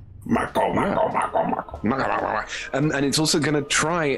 What it's going to be trying to do, the head thing, is sort of trying to burrow into the thing via the ear, or where the ear would be, if you see what I mean. There is no ear. It's a goat. That's what I mean. But it's trying to get inside its head because I really want Okay, your spiritual weapon is chewing away at the side of its head, and you are starting to sort of the insides are showing, and it's just fire. The insides are just fire. Wow. Okay, but what I am commanding my spiritual weapon to do is get in so that it can look out of the eyes of the golem, so that the reflections will be there. The refraction, that's what I'm trying to say, will be there. Sure. Otherwise... Okay. Pac-Man chewing into the side of its head. Yes. Any in which case... actions? You're not taking an action yet, amazingly. Yeah, no. I'm just trying to figure out what it is I want to do. I think... Oh, okay. Sorry, hang on. No, I'm not going to do that yet. Right. In which case, the next thing I'm going to do is use another Cure Wounds at first level on myself. Because heal thyself is the first Indeed, rule of this is what's happening again. So, that is another 12. That's very useful. Good. Okay. Can somebody else deal with this, please? I don't have a plan. What do you think we're doing? All right. I'm not concentrating. I'm in a lot of pain. Yeah, exactly. Exactly. I'm also in considerable pain, by the way. Yes. So yes, that's your lot, I think, for the moment. Grandiose. Europe. On the Iron Golem's turn. Constitution saving throw. Con save with advantage because it's a spell effect. Do. For what? Golems. They get advantage on saving throw. Sorry, what's the... It doesn't matter. Carry on. I will find out. 24 radiance. Yeah, nothing happens. Nothing happens. No. Oh, poop. So you're just killing the Etten. Okay, right. I mean, it's fine because as long as I keep concentration, it stays. So you're going to roll bad at some point. True. The golem is going to stand up, Smart move. which it does. Conk, conk, conk. And trips over again. I weakened its ankle. You did weaken its ankle. Its ankle Thomas is like a ball bearing. There's a sort of the shoe sort of slightly swinging oddly at the bottom of the base of its foot. It is going to exhale. Adding to the green radiance of this situation, a cloud of poisonous gas is going to waft out from it. And that's what we'll pick up after the break. Oh, Lord. See you all in 5-10 minutes when we'll find out what that did. Bye. Okay, Ron, see you in a sec. Bye.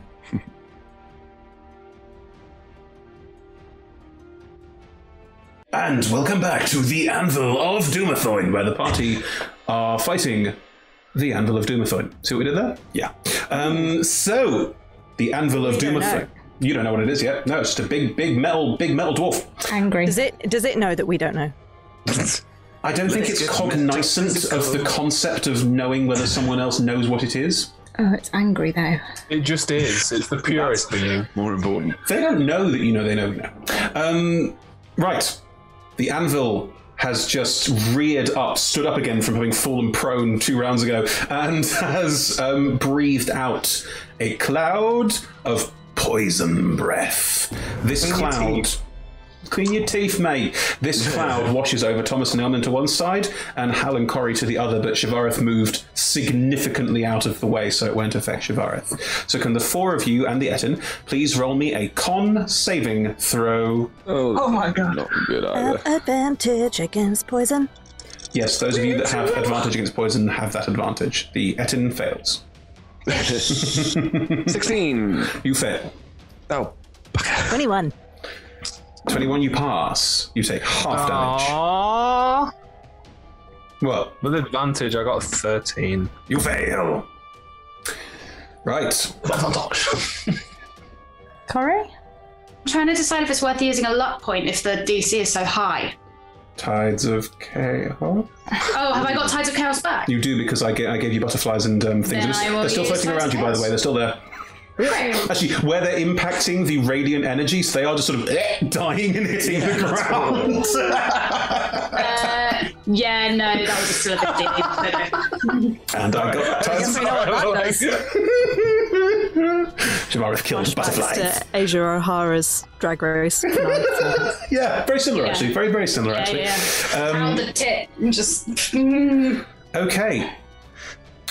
Those that fail the saving throw, which is everyone except Thomas, take 50 points. 5-0. 50 points of damage. Right. Joking. I am not. My reaction to half that. An uncanny dodge. Can you? Any damage you see. Well, you can see this coming. Cloud of gas. I'm certainly to see this. Thomas, you also take 25 points of damage. So, Oh, Lord. Stephen! Alan! I'm down, so I can't shout Stephen, but I'm shouting Stephen for the benefit of chat. So I know what's happening. So who's down? The Etin is also down. Of course he is. Oh, Lord. Hits the deck. On the plus side, he'll wake up again on his turn because you included him in the healing. I did. It's just going to be a cycle of death. Oh, God, not again. Okay. That is the golem's action. It will look around itself. Nemlin, it's your turn. You gain 4 hit points. Oh, excellent. Okay. Artichoke. I am going to run at it, and because Thomas is next to it, stab it. And I'll use my bonus action to steady aim it. So I'll definitely be able to hit it with an advantage, please. Thomas, are you still conscious? Yes. Okay, then you will get advantage because you'll get advantage because of steady aim, and you have an 11 5 feet, so sneak attack is multiple times gone in. So run up and hit it. Smack it. All right, baby doll. A 23 Hits. Thank you. Nice. Hubba. So 1d4 is 2 plus 5 is 7. Then 4d6 So 7 plus 8 is 15. 20. Okay, and then 20 for another 5, and then another 5. So 25 of your finest slushing damage, s'il vous plaît. You run up and stab into it and start carving relentlessly. At the end of your turn, it's going to use a legendary action to kick you away. Wow. That's what I'd do. We're making this thing very angry. This is I excellent. have rolled a 32 to hit you, Ugh. and 30 points of damage.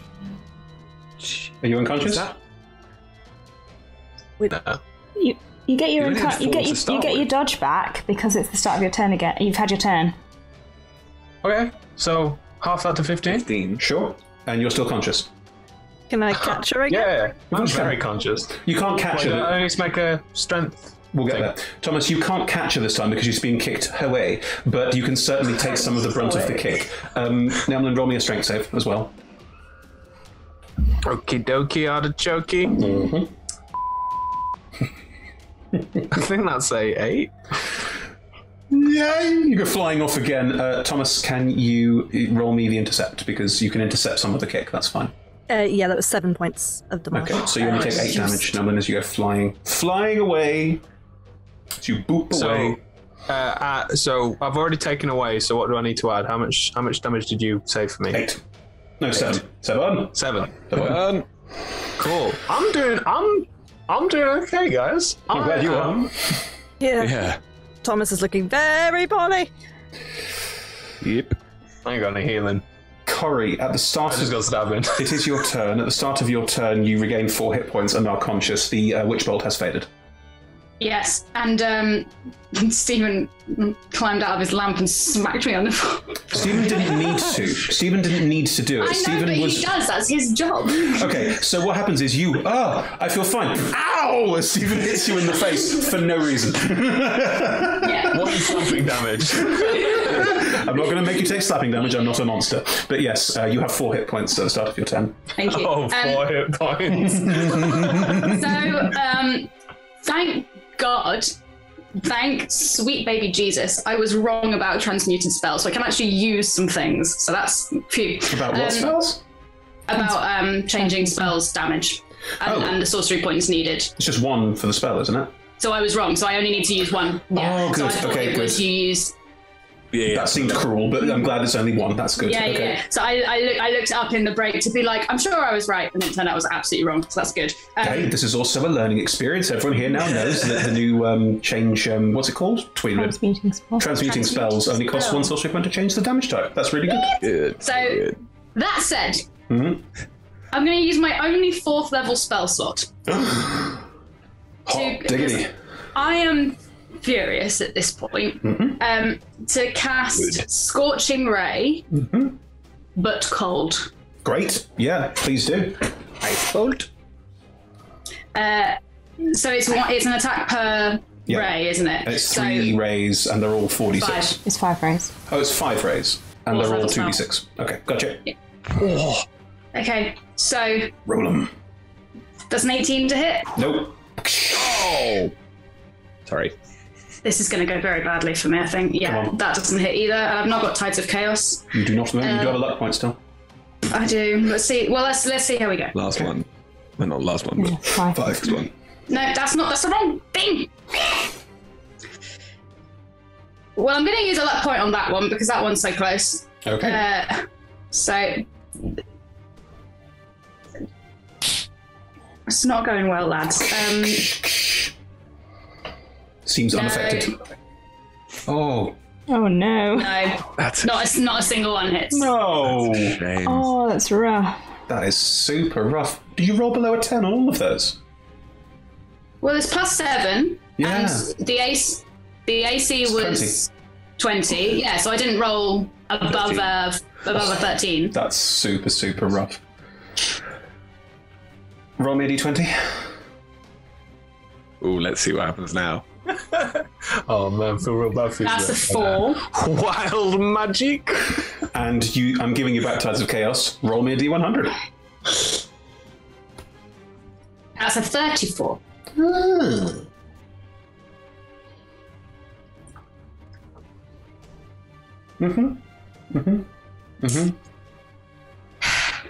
Nothing happens. Oh, no. Of course it doesn't. It doesn't. You feel... best way to describe this. You feel like you're starting to, fizz and buzz, like the anger and frustration at none of those bolts hitting, just... like you can feel that anger building, and it's almost a "you won't like me when I'm angry" kind of vibe starts going through God. Oh, you're going to Hulk out and it's going to be amazing. Oh, yourself. But nothing else happens yet. you. Nothing else happens yet. But fine. Okay, fine. The Etin gets up. Oh, it's not enough. And what you hear is, "It's not been a good day." Now it has to make a con save. It rolls a 5. Can't roll a 5, that's its mod. It rolls a 6. Well, I'm afraid it takes 22 points of damage and Oh! it gains 1 level of exhaustion. Oh no! Oh, it's not doing so well. It's unconscious and it's exhausted. Terrible combination. it does have one more round, I think, of... It's got more than that. That's only its second yeah, form. two more. I think it's got 2 more. Yeah, we only had 2. Only in the bottom of the second round. Fine. Shivara, it's your turn. Okay. If I look inside the store for a weapon, is that going to take my entire action? Yes. That. Sorry, Thomas. I'm gonna. Thomas is fine. Thomas has a dagger. I'm gonna just like. How far do I need to go to be able to see what's happening? You're basically, there is this big column, this big sort of central forge in the center of this room, and there are forges in the center of each of these rooms. You can sidestep to be able to see the whole combat easily enough. Would say a 60-foot cone. Hang on. Does it look very dexterous? Does the massive iron golem look very dexterous? It's not its lowest ability score. Intelligence? Wisdom? Charisma. But it's not. That's why I wanted to use Phantasmal Force. But it's not its best, presumably. No. Right. Well, I'm not going to use Cone of Cold because it's con save, and I think it'll be pretty good at it. True. However, what I am going to do is summon an ice storm on top of it. Yes. Okay. Because I'm also cross. It needs to make a dex saving throw. Dex save. I'm also protecting all of my allies. Are you protecting the Etim? Yes, because I'm not within the ice storm. Cool. Okay. It rolls with advantage because it rolls all spell saving throws with advantage. That's a 17. 17 is my spell save DC. So it passes. Yeah. 2 fortune damage and 4d6. I know. So it takes half of this, which is... They are giving it some serious... You've taken a lot of damage off it. It's like busted in places. 1, 2, 4. If it had blood, it would be blooded. 27 halved. Gassed? 13. Yeah. There is describe how your ice storm is around everybody. What is that? What is that? What is that?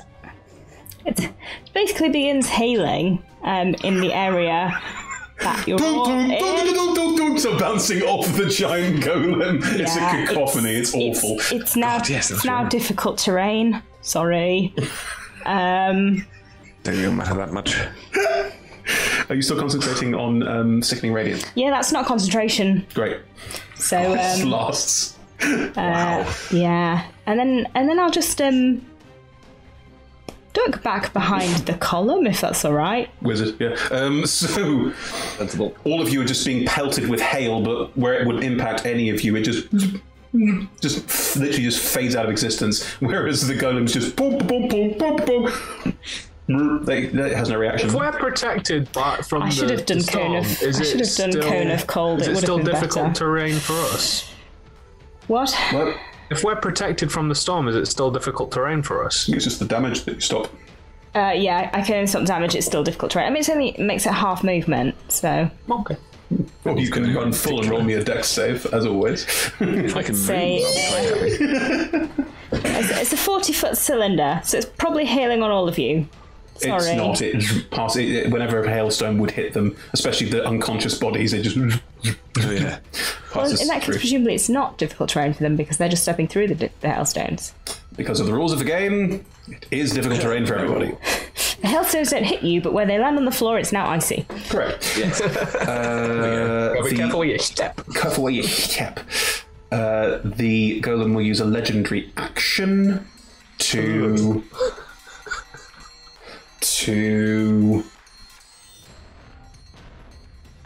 All the ways I can kill you. Yeah, I'm going to do it. Its gigantic sword, still in its hand. It looks like it's sort of welded to its hand. It's part of its design. It is going to launch it down and cut Halbernet on the floor. Halbernet fails 2 death saves. Right. No! Hurt. Okay. I just my pants. It has another legendary action before Halbernet's turn. I am informing you all of that. Wait. Wait. How close was Hal to me when they were knocked down? Next to you, I'd say. You're all very... If you fall unconscious within 10 feet of the lantern, the spirit emerges from it, magically stabilizes you with a touch, and then quickly returns to the lantern. You attune to it. It's you. I can't do anything! That's Not true. Thank you for the idea. But yes. Wow. I was looking forward to being slapped by Stephen, but I felt like it would have raised a lot of questions. What is that thing? Stephen, life is an endless drudgery and pain. Good, right. So, Is that you? Thomas, it is your turn. Okay. So as a bonus action, Yep. Thomas is going to take out the restoration flask that he's had all this time but not had an opportunity to use. Well, there it is. Don't forget you gain 4 hit points to start your turn. I do, yes. So it's a small leather flask, and it's got like a little carving of a Celtic-y fox badger on it. A fadger, if you will. A fadger. Oh, that's an awful name. I hate it. Nope. Okay, a box. It's worse somehow. These are all terrible. This is a bad place. This is a bad place. Okay, so I'm going to use one charge, which is a 1d8. It's only 3 hit points. Don't forget you gained 4 at the start of your turn as well. It's Well, the that's add that as well. So that's second 7. round you've gained that, so. Could I, for a free action, Yep. throw it to Coriolis? Yeah, of course Would you you can. allow that? Of course you would, yeah. Cool. Yeah, so he takes a chug from it and chucks it to Coriolis and said, "Throw this down Halbernet's throat!" And Halbernet's turn would be before Corey's, but I've got a legendary action at the end of your turn, Thomas. yeah, but how far away from Halbernet am I? Interesting. You could probably run around and get to Halbernet, but you might take an attack opportunity as you go. Are they more than 12.5 feet away? I would say they're probably within 12.5 feet because I like it. Sorry. That's okay. Well, yeah, but it means that... Oh, don't go out of the character sheet. It means that I can't do the other thing that I wanted to do. And also I've used my bonus action to take it myself, and presumably it would be an action to... It's an action to give a bonus. Is an action to give a potion to someone else. Yeah.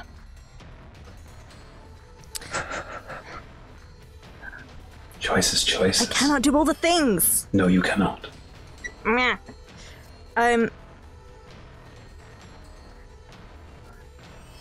You say it's not great at wisdom. It is not. Yeah. I'm going to throw the flask to Coriolis. Okay, free action. Totally fine.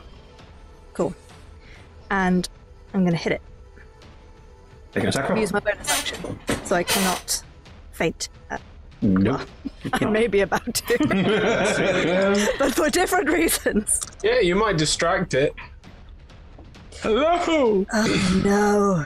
It's attacking someone else. It might use its legendary action to attack you instead. So my first attack attempt was a dip. That's not hit. Okay, that's better. That is a 24. That hits, yeah. So with the dagger, it was a d4. D4 plus your strength. Okay, so that is only... no. Yes, so that is a 5 total. Okay. But I am going to goading attack. Ooh, nice. Very clever. Feeling flashbacks to Harkold. It's good, also end terribly. But I'm going to add another 7 damage to that, please. And it must make a wisdom saving throw to not attack with disadvantage on anyone else but me. No, it doesn't. It's they. Because it had, when you hit it for that 7 points of damage, it had 4 left. Thomas, I stab it! describe how stabbing it in the ankle takes it down. Yes. So I think Thomas is just trying to take in the situation. He's having all of the thoughts at the same time. Throws the flask to Coriolis and just kind of charges back at it with the dagger. It's not really thinking and just kind of plows through the ankle that was already weakened, which knocks it back over. And the gashes and the gapes and the holes that Naomi had already made as well, because they were already weak, I think the head just rolls off. As it impacts the ground and as it rolls off, it doesn't just hit the ground and the head rolls off. It hits the ground. There's a horrible sort of belch of steam out of the side of it, and rivets pop and snap in various places as it entirely starts to collapse. There is a raging fire within it that burns and then starts to gutter, no longer contained by the golem's body. And as the flames start to gutter and die, it starts moving, trying to get up and do things. But as the flames gutter and die, it just stops. Good. We are not out of initiative. No. Troll. No. Because The spirit inside. No. The next person's turn is the troll. Snarlclaw cannot enter the radius of the radiant and wouldn't, frankly. But the next person's turn is Hal's. Saving. No, I get 4 points, don't I? You get 4 hit points at the start of your turn. Oh, thank Lord. Do I have to take that? You're going to make me take that saving throw? No, you don't need to. You get 4 hit points at the start of your turn. Oh, thank God. That happens before the death save. Sorry, I thought that... Oh, okay. That's... Building tension for no good reason, and it's fine. Okay. Not okay. Well, kind of okay. Well, I know... Just to be clear, because we're now out of initiative, everyone gets another 8 hit points over the next 12 seconds, so feel free to add it on if you want to. Yeah. Groknok is going to wake up with 4 hit points and roll a con save. Roll a 12. I mean, Emma could just stop. No, you can't. Yes, I can. I can drop it whenever I want, but I was going to have a conversation with the troll before I do so. Oh, well, in the background, the Ettin's just... Chris, it's important I have the conversation quite quickly, because if he gets to 6 levels of caution, he will just die, which I am aware of. Okay. I'm going to say that one more happens because we're just coming out of initiative and the Ettin technically goes before you. So there's one more failed knock up and down again, but he will gain 4 hit points to start the next turn anyway. What do you say to Snarlclaw, who's currently standing on the edge looking at his buddy, who looks pretty screwed up? I can keep doing this. Why would you? All day, unless you promise that you definitely won't hurt us. Okay.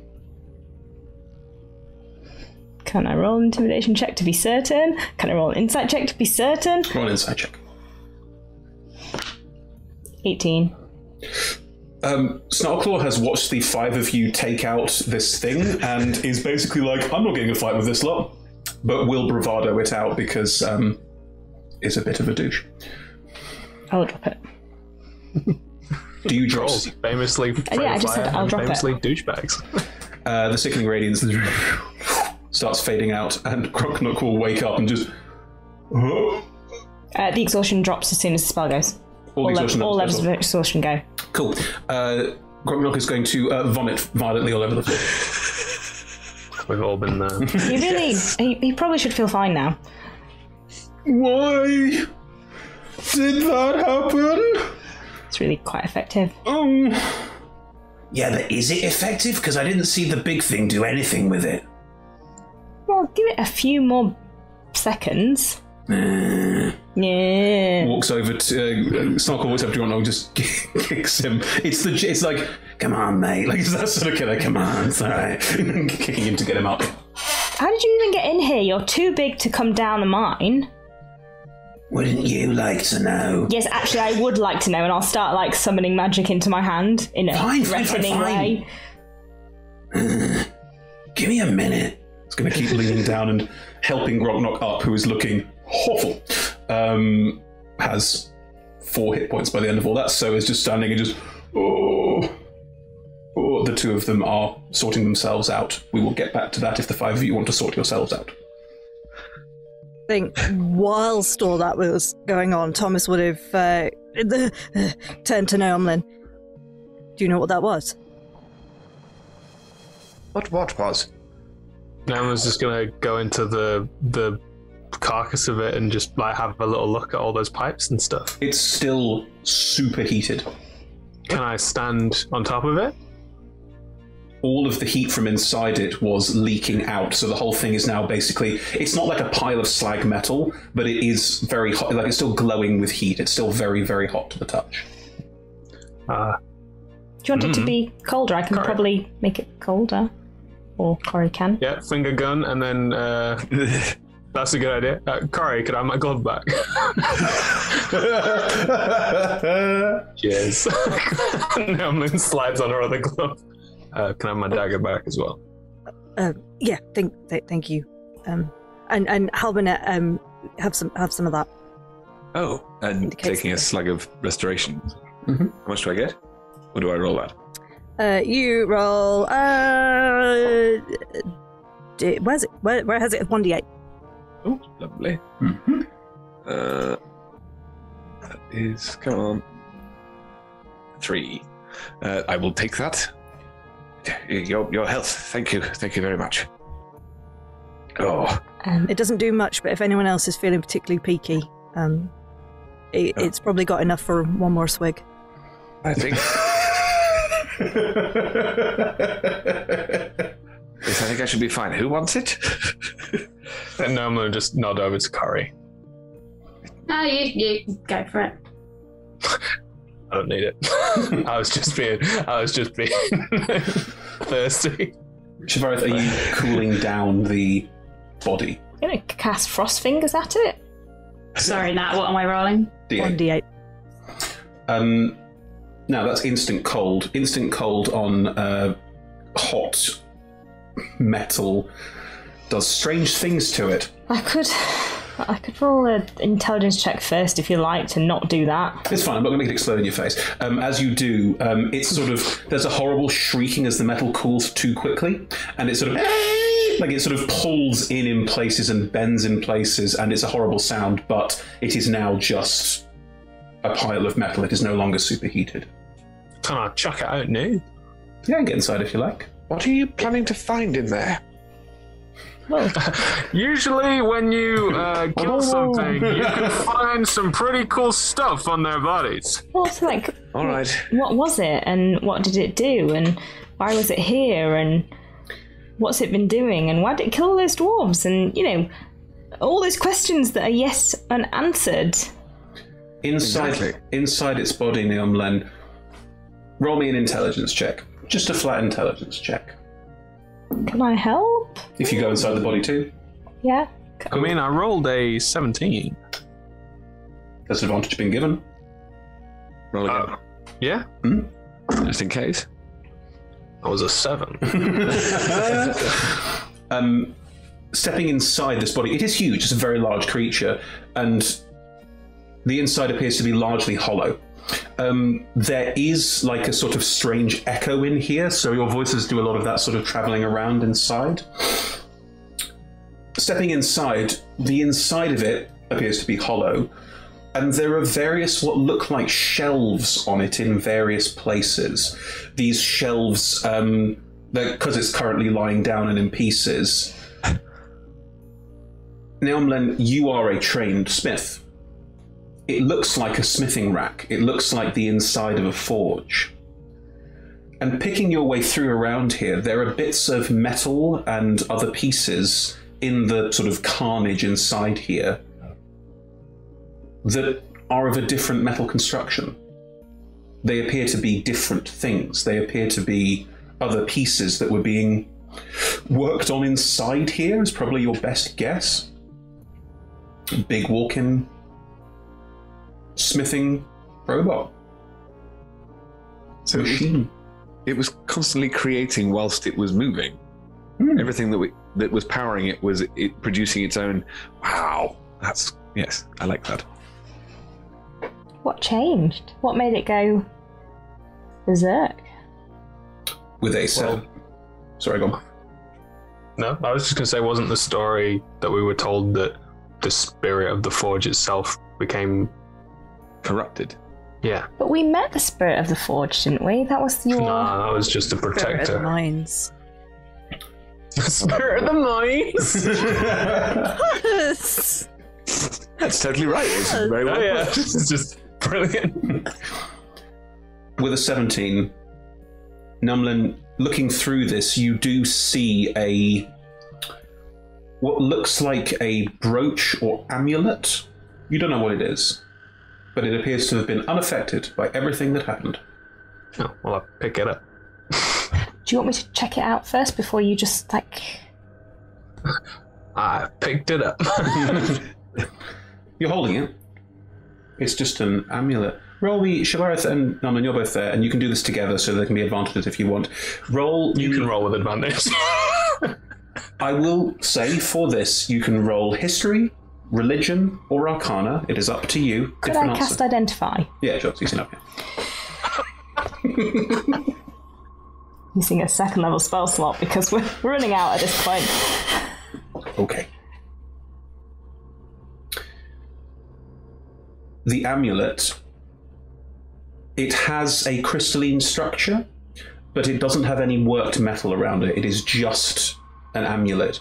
Has been carved in strange, almost swirling rivulets. And identify tells me... It's a cursed item. It's... Maybe don't put it on. Looking at it, you would assume that it's got some sort of connection to Far Realm, aberrant magic. It doesn't look from this plane of existence, because crystal doesn't form like that here. And it very definitely looks wrong. Like, even just looking at it, there's a sense of, like, ugh. So I'd find out through identify what its properties are and how to use them. It is cursed. If you put it on, or if you attune to it, various bad things happen. I can go into detail if you like, but it's all bad. There are no positives. It can cause confusion-style effects. It's basically, it is... So it isn't a magic item in its own right. No. It is an item that has been cursed. It is a cursed item. Right, okay. Just, okay, maybe put it down or in a bag, in a very safe bag. You would know that unless you were tuned to it, it wouldn't do anything. Where no one's going to accidentally put it on, because it's cursed. I pull out like a little thieves bag and put it in one of those bags. Like a dice bag, yeah. Like a dice bag, yeah. One of my dice bags. That's a cake bag. Are they? Where would it have come from? You're looking at this, and you don't necessarily know. Can I roll a history check? Sure. I don't think you have any experience of this, so I don't think you'd know. So it will be sort of, have I seen this in a book? In a book. In a book. Is Nimlin helping? Yeah, why not? Yes. No, I have not seen this in a book. It looks alien and otherworldly in a way that you find deeply Corey? Yeah? Oh, nice. Anything familiar about stepping this out of the body? thing? Well, we've found everything we're going to find in here, haven't we? Yeah, everything else in here has been melted to slag. You're our alien and otherworldly specialist. Debatable, but go on. Well, all right, you're the one who's been to the Astral Sea, if you prefer. Yeah. Out of all of us, I would say that you are a specialist. Don't put this on, and I don't mean that in like a... This is an exciting don't put this on. It's literally cursed, don't put it on. Could you just look at it and tell me if you've seen anything like it? Have I? Roll me a history check. The DC is significantly lower. That's a 14. With advantage? Do I get advantage? Who's giving you advantage? We're trying to help, aren't we? You've already given advantage to one roll to get the history check on this. Don't be. The history check. Hal. I was going to say has lots of history. Sure, there's the advantage. Yeah, no, still 14. Cool. Corey, you don't recognise this. You don't look at it and go, "Oh, it's one of them, innit?" But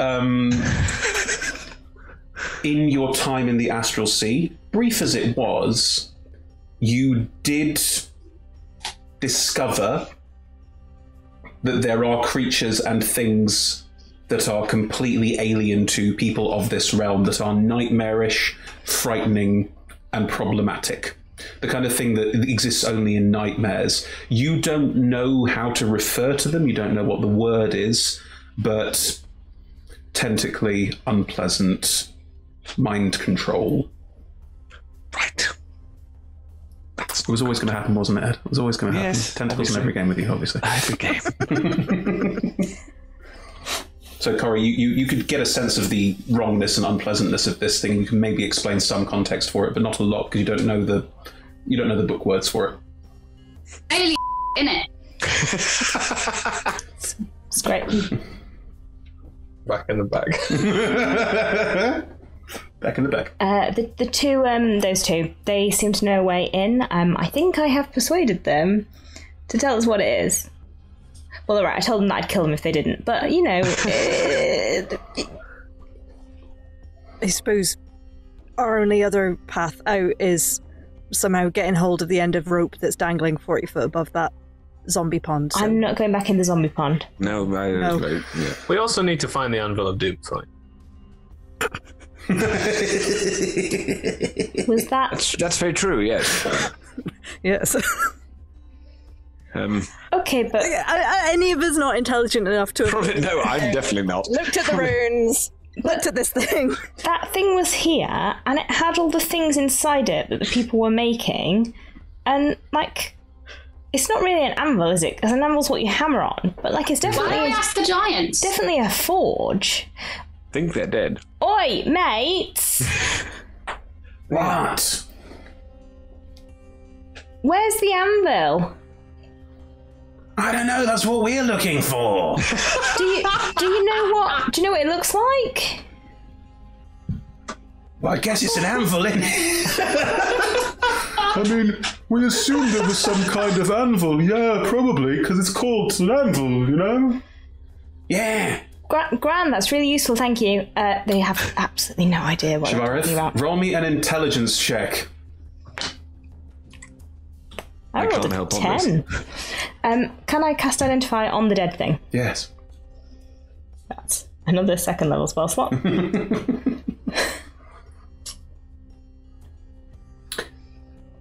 This thing is the Anvil of Dumathoin. In a shock to literally no one. Oh. I don't know if it's good news or bad news. What? It's that. That's what? It was that. What was? That was the Anvil of Dumathoin? We destroyed the Anvil of... That's a shame. Sorry, Njomlin. It was trying to kill us, to be fair. It was cursed by a magic thing that was like charming it to be confused and not very with it. And to be honest, I don't know that we could have got inside it to get that out without someone. Right. Well. I guess that's how a lot of these dwarves died, actually, trying to get that thing out of it. Oh, that would make sense. That's why everyone had to leave. I suppose at least this way the Burnt Bone Horde won't be able to use it. Well, no one's Silver going to be able to linings. use it now. You might be able to fix it. It would be a hell of a task you'd take on. I can't remember if we have covered this before or not. And Naomlin's parents still alive. Yes. Do you know where your parents are?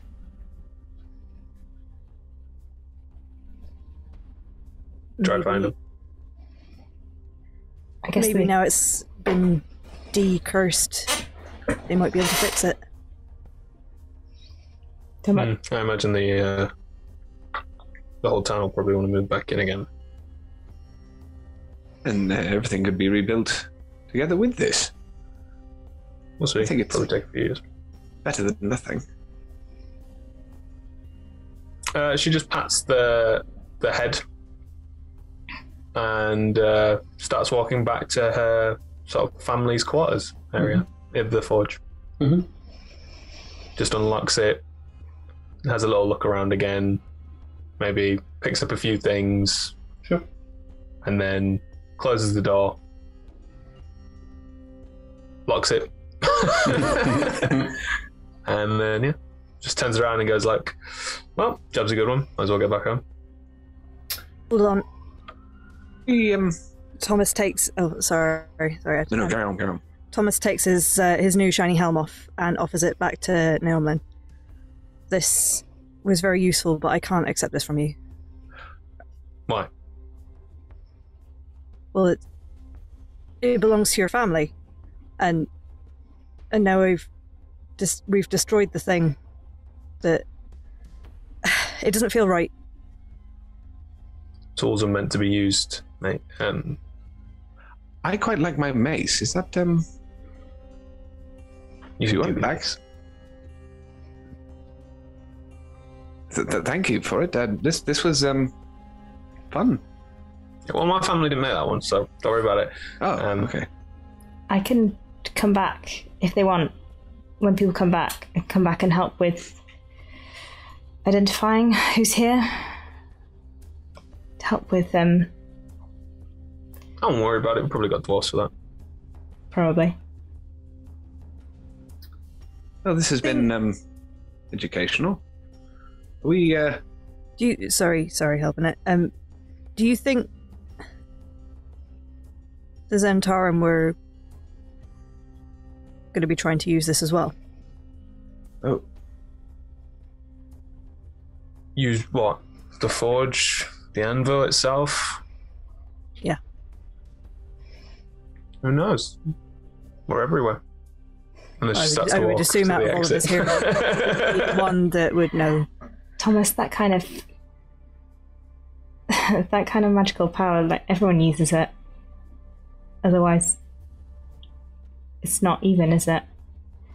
It's dead now, isn't it? So don't worry about it. right. Yes. How about it?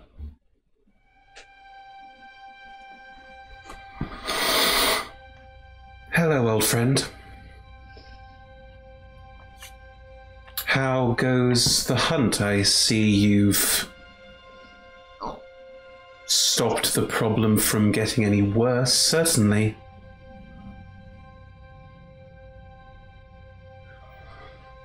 Do you think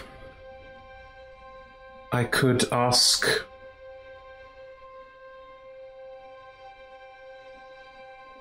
Oh, she planned that poorly. 24 words is hard, okay? More of you? Oh. More of you. Sorry, I thought I had counted correctly, but it appears not. Shame when that happens, but in the end, casters can... Lariel Silverhand is now canonically terrible at sending spells. You may ask anything you wish. Whether or not I can achieve it is more up for debate. Do you think this team could do more? Oh, yes. Because I'm quite concerned about that hobgoblin warlord. Aren't you? Very. This could be fun. Well then, I leave it in your very capable hands. Fellow travellers, do you want to stay here with your family, Nemlin? Only I've just Nemlin looks around that empty room.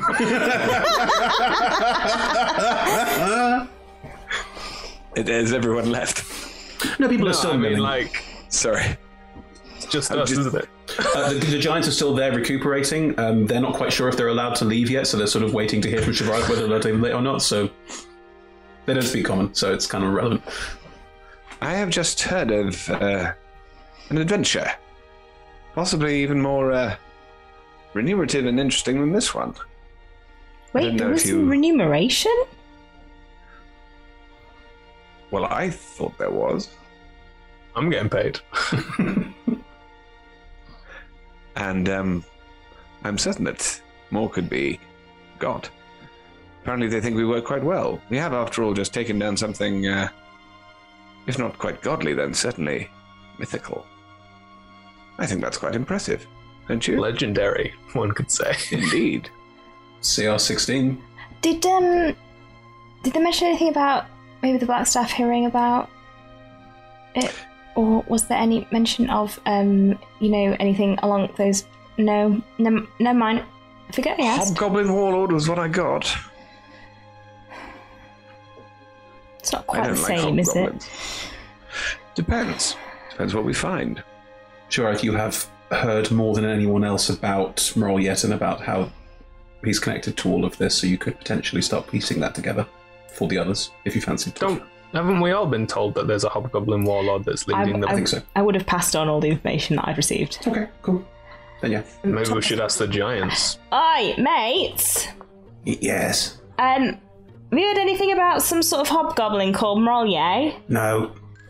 Can I insight check Take us that? to your leader. Yes, you can insight check that. Very quick no. 14. Yes, Snarkle has heard of Mroliet. Aye, I know you're lying. No, I'm not. Tell me the truth, or start, like, summoning magical energy. Fine. Basically, I'm just casting a light spell on my hand to look impressive. I'm rolling an intelligence check for Snarkle. That's what I'm doing. Yeah, it's a 9. No, it's a 7 plus minus 2. It's a 5. Right. Okay. Wow. Are all spellcasters this angry? Yes. You don't speak giant. Shut up. No, only the ones who speak giant. Well, we work for Mroliet. Of course you do. The Horde were taking too long, so he sent us to find a way in. Okay, they both work for Mrolier. They found a way in, which they're very willing to show us, aren't you? Are you speaking in common or giant right now? I'm confused. Giant. I swapped to giant halfway through. Ow. Okay. Yeah, we can show you how you got in if you want. That's fine. Great, they're going to take us to the way they came But in. we're not going to come with you. We've got to find this Anvil of Dumathoin thing. Yeah, there's an anvil here, and it's really important. And then they're going to stay here looking for the anvil, which I think is a good resolution all around, don't you? Yes. Yes, that's a fantastic idea. Why doesn't one of them come with us whilst the other one looks for it? And the other one can tell all its friends that we're helping it find the Anvil of Dumathoin, so it'll take us to their leader faster. How about one of you comes with us to tell Mrolier about how much we're going to help you find the Anvil of Dumathoin? It's both our jobs to find the anvil. If we go back to Mrolier without it, he'll just kill us. That's not very nice. Why didn't you just leave? Because he's strong and powerful and will help us fight more people like you. Sorry, that's kind of our jam. Yeah, okay. Apparently he'll just kill them if they go there without it. Makes sense. Shall we tell them we've got it? What? Then No. presumably they'll just kill us. Exactly. I look at them and I'm like, They'll try. You know, I would like to know how they got in. I'd love to know what they were saying. Me too. I wish I'd learned common at some point. Seemed like a waste of time. They're probably talking about shoes or something. I like shoes. I think the best option is just to leave them here. Wandering around, trying to find the anvil forever. That is very harsh. Could you ask them which way to go find Well, Mrolier? they're going to show us to their exit. No. After the way out, where are we going to find Mrolier? Maybe tell him that we will go tell Mrolier that they're doing a great job. Right. So that we can tell Mrolier what a fantastic job you're doing looking for the anvil, because you are, of course. Once we go through your exit, in what direction should we go? Deception check. Oh no! This is going to work, surely. Good. I've rolled a 19. Nice. I've rolled a 6. -1. It's Hooray. 5. Completely convinced. Oh, that seems like a great idea. Okay, come on, we'll walk you there. Yes, it's a very pleasant walk. And they'll start walking off down the corridor. Snarkle will take another look at you, because they're both going to roll insight checks. It's worse. Nice.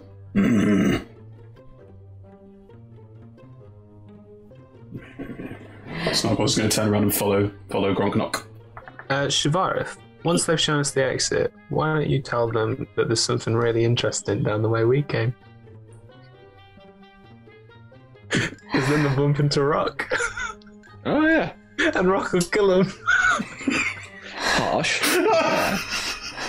Before they get to rock, they'll probably fall down the trap. Fall down the hole first. Yeah. Have you explored the rest of the mine? It's perfectly pleasant. We're not here for the mine. We're here for the anvil, which is in the forge, obviously. Well, what if it's not in the forge? What if it moves? You're saying it's a walking anvil? How would you know? You know, they do have a point. We'll look around the forge first and then look in the other places. Just gonna sidle up next to Thomas because I feel like my luck is running out. And just like, stop talking to the giants. They walk you down a couple of these corridors. Again, everything metal, though there is now more pieces where the metal is broken. You can see where the anvil spent presumably about 100 years just stamping its way around this area. Wow. Also, depends how old Nelmlin is. How old is Nelmlin? Oh, she's a measly 135. There we go. So yeah, a couple of 100 and a bit years it's been stamping around down here, presumably getting into fights with a bunch of other things. You do pass like a lot of dead dwarves. You also pass other bodies. Notably, in the section that you are currently passing through, there's a lot of dead spiders. They're all about the size of cows, some of which are a bit smaller, but they are this huge colony of spiders. And in the end, you can see why. There's a rent in one of the walls where the metal tore, and it is full of spider webs that clearly the giants pushed their way through. Yeah, so this goes all the way out to the surface. Great. I found it. Well done. Great job. Knew it was under this mountain, so we just looked around for ways in. Been about a year looking for ways in.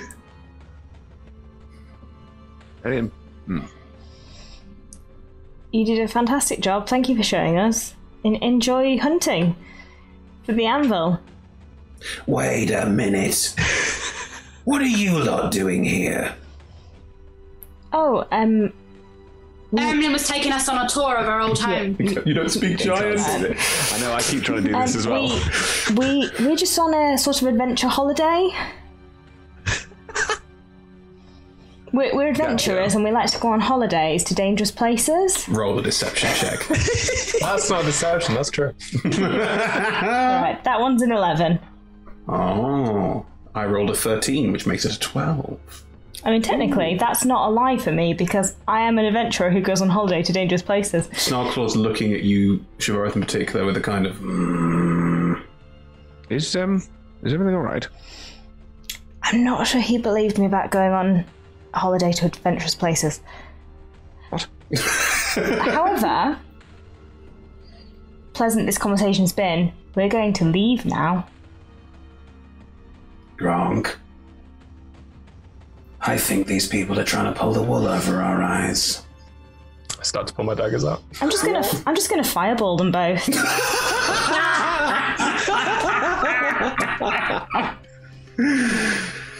you can drop a fireball at your own feet and Yeah, I can.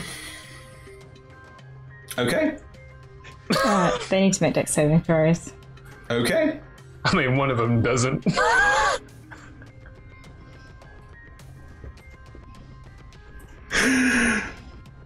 Wow. So you throw a fireball at your feet, and Gronknock just doesn't even have a chance before you will roll enough damage to knock him out. Because it's a fireball and he's got 4 hit points at the moment. Oh, yeah. And roll me the damage for Snarklaw, who passed. 28. 2 points damage. Fire just runs off down a corridor. And is just running away from you and is looking back, like within like 10-15 feet, he's just sort of turning around and just like... And stay away. Yeah. All right, we're leaving now. Good. Are you all stepping away? Like Gronknock is out cold on the ground, unconscious. Are you stepping away into this sort of... It's basically like the sort of end of a ravine. You could step inside it and start trying to climb your way up, but Snarkle looks pretty angry and might follow you. Okay. I feel like... I don't know if Kari's down for this, but I feel like Nelman definitely gives them the middle finger as they go through the hole. Fine. 2 little sisters up. I'm thinking I'm just going to... am I going to be able to do that? Yeah, no, I think I will. Yes, I'm going to cast a guiding bolt at him. And stay out. Yes, that's definitely going to be the feeling. And it's... Make an attack. turn him... Sorry? Make an attack. This is the problem. Oh, 13. Yeah, goes flying over Snarklaw's head, who is going to look at you all, and unless you have a way of all stepping into this and blocking it off in some way, you may enter initiative. Really? Oh, let's just kill him. All right. Starters I just need should to go have on. refused. I should have attack of opportunity him as he ran away. Yeah, we all should have. Literally wiped him out in that one go. I think to save all of us and the fact that we've got very little time left, as you all step into this ravine, are you going to try and climb your way up and out? Yep. Yeah, cool.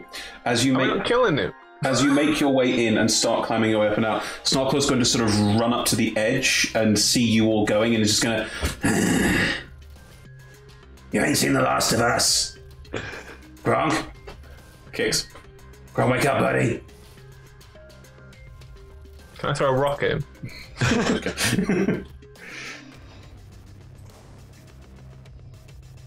He rolling his death saves even now.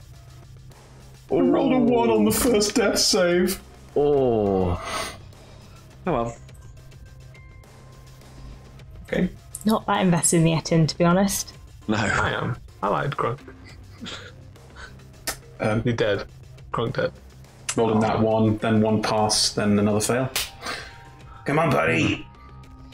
Come on. Did the troll not stabilise the Etin? How? With a medicine check. Like, Okay, I'll roll a medicine check for the troll, shall I? Troll uses the power of love. Yeah, that's a 3. If it had been a natural 20, I think they should have given each other the kiss of life. It would have been amazing. Did not happen, I'm afraid, no. But you can climb your way out and Notoriously unloving. And now you have made an enemy of Snarklaw, who may come back in another adventure. I love the idea that the real big bad is Snarklaw. We just let him go. Do we hear, like, as we're climbing up, like, the sound of him falling to his knees and going, grrrr? He didn't care that much. He could more be like, oh, Yeah. that's a shame. I love the idea that been a next good time we year. meet him, he'll like learn common. And it'll be like, oh, I finally speak common, and we'll be like, cool, now we're gonna kill you. That's what's going to happen. This sort of rift in the rock, it is basically a quite jagged ravine between almost like two almost rock plates that have hit each other, so you can climb out. It is laborious, not to make you roll for it, but it will take you a couple of hours to make your way out through this step by step. It's going to be difficult work for all of you. Probably takes almost twice as long as it should. Pitons would have been great, wouldn't it? Rope and pitons have been fantastic right now. It is sort of, you do find it easier because it is sort of full of spider webs. You do find more of these dead spiders about the size of cows, like they are very, very big. But you manage to push through all of that and make your way, and after a couple of hours you will see daylight at the end of the tunnel. Daylight. And you can start making your way out to the surface.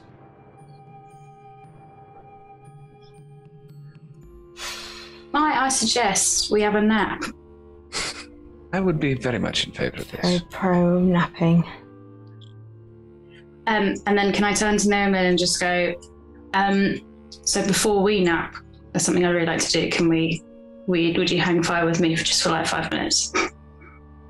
Yeah. Anyone keeping watch? I suppose Nilman and Corey keeping watch because they're... Well, We'll take first watch. yeah. So are we at the mouth of this thing? We're at the surface, we're in daylight. Yeah.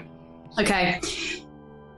So I'm going to turn to Noman and just be like, right, if you see me fall unconscious, please stabilize me and bring me back into safety. Well, don't worry about the stabilizing bit. Stephen will do that, but please bring me back into safety, and then it's fine. I'm gonna walk 30 feet away from the party and expend the last 4 charges of the Wand of Wonder just to see what happens. Yes! Because I still haven't figured out everything that it does. Amazing. And so with Nolan watching me, making sure I don't die. That's absolutely brilliant. I feel like we'd all be interested in seeing this. Whether you lot watch or Well, not, as is you up to lot start to get down into your long rest, we'll narrate what happens. So, and I'm getting. Don't look at what it does. Just roll me 4 D100s, please, and tell me what they are in order. Shall I give them? Like, you want all 4 at once? Yeah, I'm going to make all 4 effects happen at the same time because you did this. Okay. Oh no. Oh, hold on. No, I didn't want that. Hold on. Wait. Oh my god. I love your sex tape. Okay, no, I have to do them separately. Fine. On the campaign tracker, it just rolled 272. So that's a 4. A 4? A 4. A 4. Okay. A 90. What are you pointing the wand at? Away from the party. No, but are you targeting something? You have to target something. Like a tree. A tree. Gotcha. A tree, maybe like 30 feet away from me, and I'm 30 feet away from the party, so it's like 60 feet away from the party, ideally. No problem. Okay, so I've got a 4. A 4. A 90. Yep. A 49. And a 73.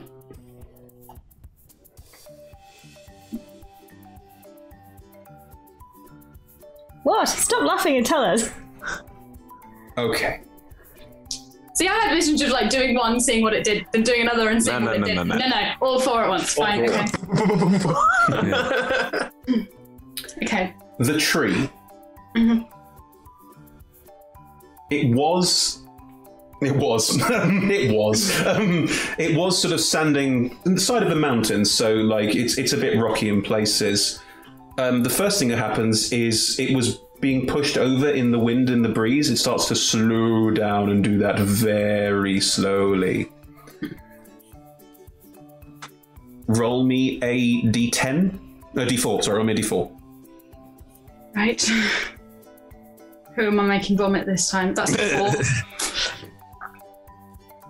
40 gems go flying out the end of the wand and just pelt the tree and land all round it.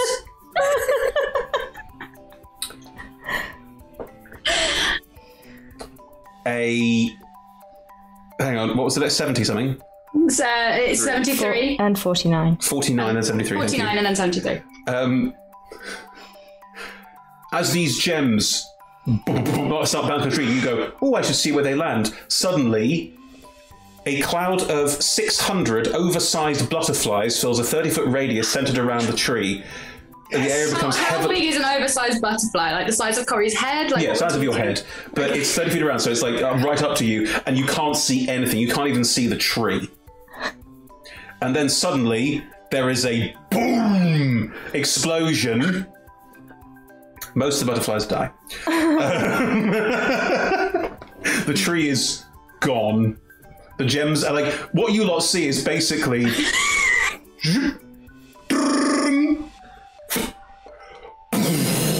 and gems just go flying all over the place. That is what happens. As that happens, I would like It's to like clapping. Oh, for goodness sake. Actually, yes, that was good. Actually, can everyone make me a dex save, please? oh god, Everyone. Yeah. Catch those gems. 20 non-natural. Okay. On that 20. Okay. Dexterity save. Yes. That's an 18. Yep. It's a 15 for your boy. 10. Hal, a gem hits you in the head. You take 1 point of damage. I intercept that? Yeah. I wanted that gem. Thank you. I wanted that. That's all right. Intercepting it probably means Thomas catches it. Just. Yes, exactly. That's it. Thomas is a badass cricket ball catch. Yes. Probably had to jump quite high to. I think I was lying down. I think that was... Corey, you were saying? I'm just going to scoop up as many of the gems as I can, wave at maybe the 1 or 2 remaining butterflies. They look somewhat miffed. Be like, sorry.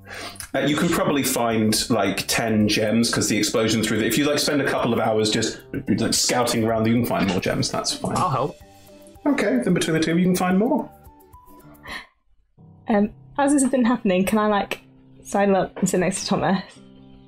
Yeah, the conversation being interrupted by Thomas leaping up and grabbing a gem and sitting back down again. I expect that behaviour from Thomas. I think as you sidle up, he says, "You know, I did think for a while that you were one of the most terrifying people that I'd ever met, but I think I've changed my mind."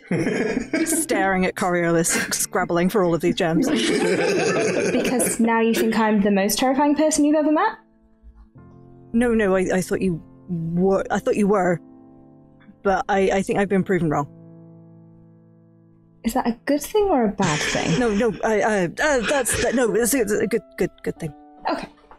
I was going to say that I'm glad that we're not leaving just yet. Me too. Actually. I wasn't sure that why I was asked to come along here at the start, as I said, but it feels right somehow. I mean, even Halbernet learned to have fun. And I'm sure that will be quite a sight to see in the future when we find out what their definition of fun is. Can I just reach over and take your hand this time? And sit and watch Corey and Nomlin scrabble for gems. In the background.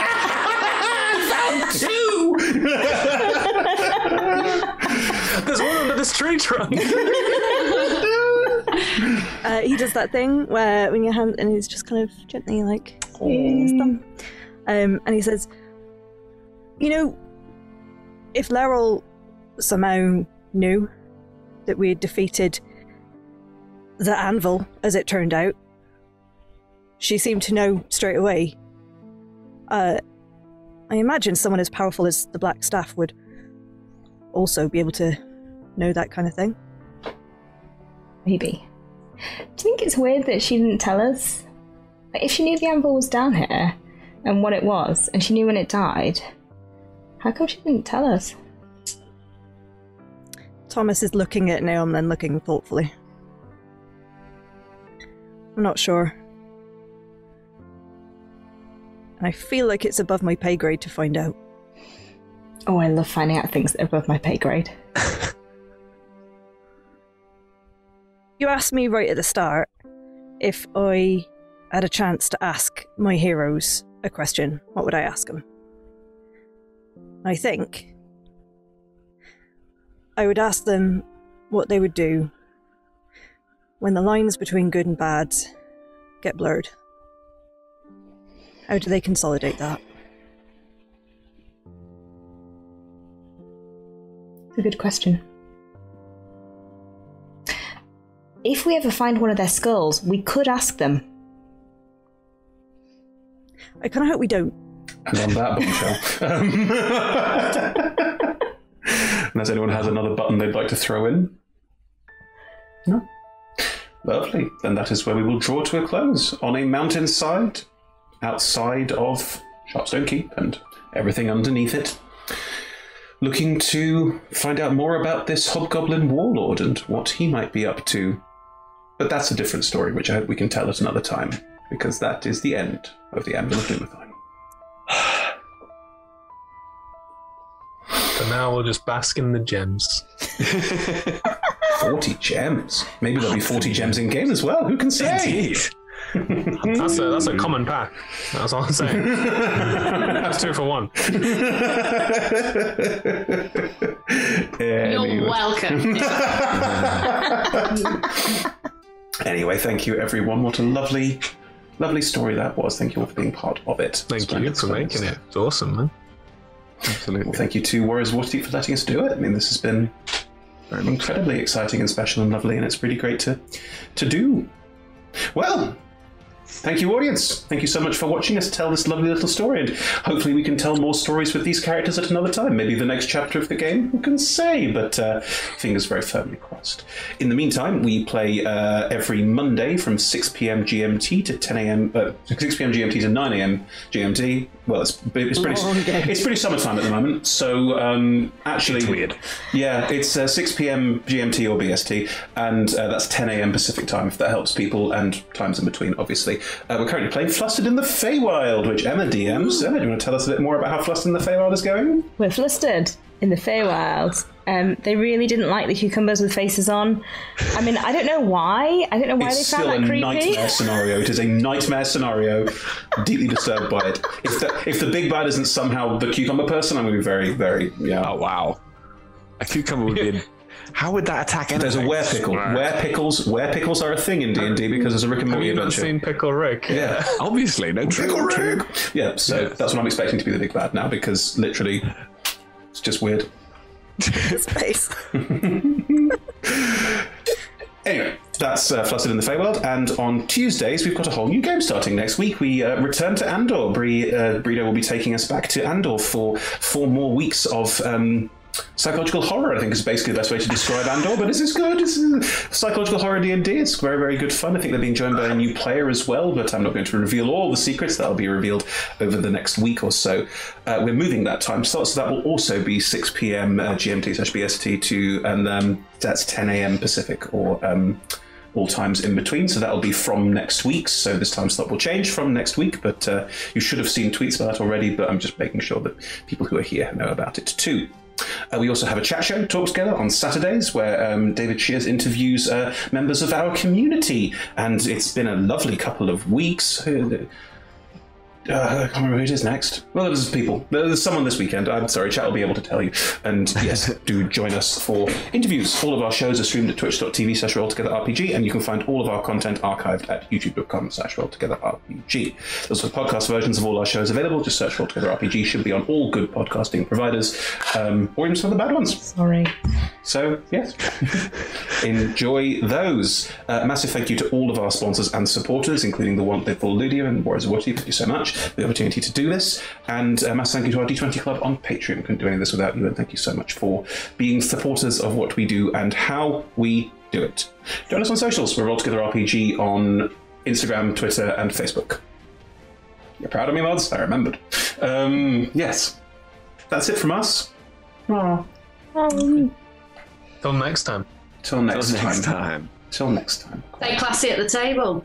Oh no. Oh no. Oh, Oh no. David's catchphrase is coming. Oh no. We let David keep his catchphrase. There was no letting David keep his catchphrase. It was contingent. Good. No, like, Nice. It's David's catchphrase. It's Anna's catchphrase too now. Right. See you all soon, everyone. Bye bye for now. Bye.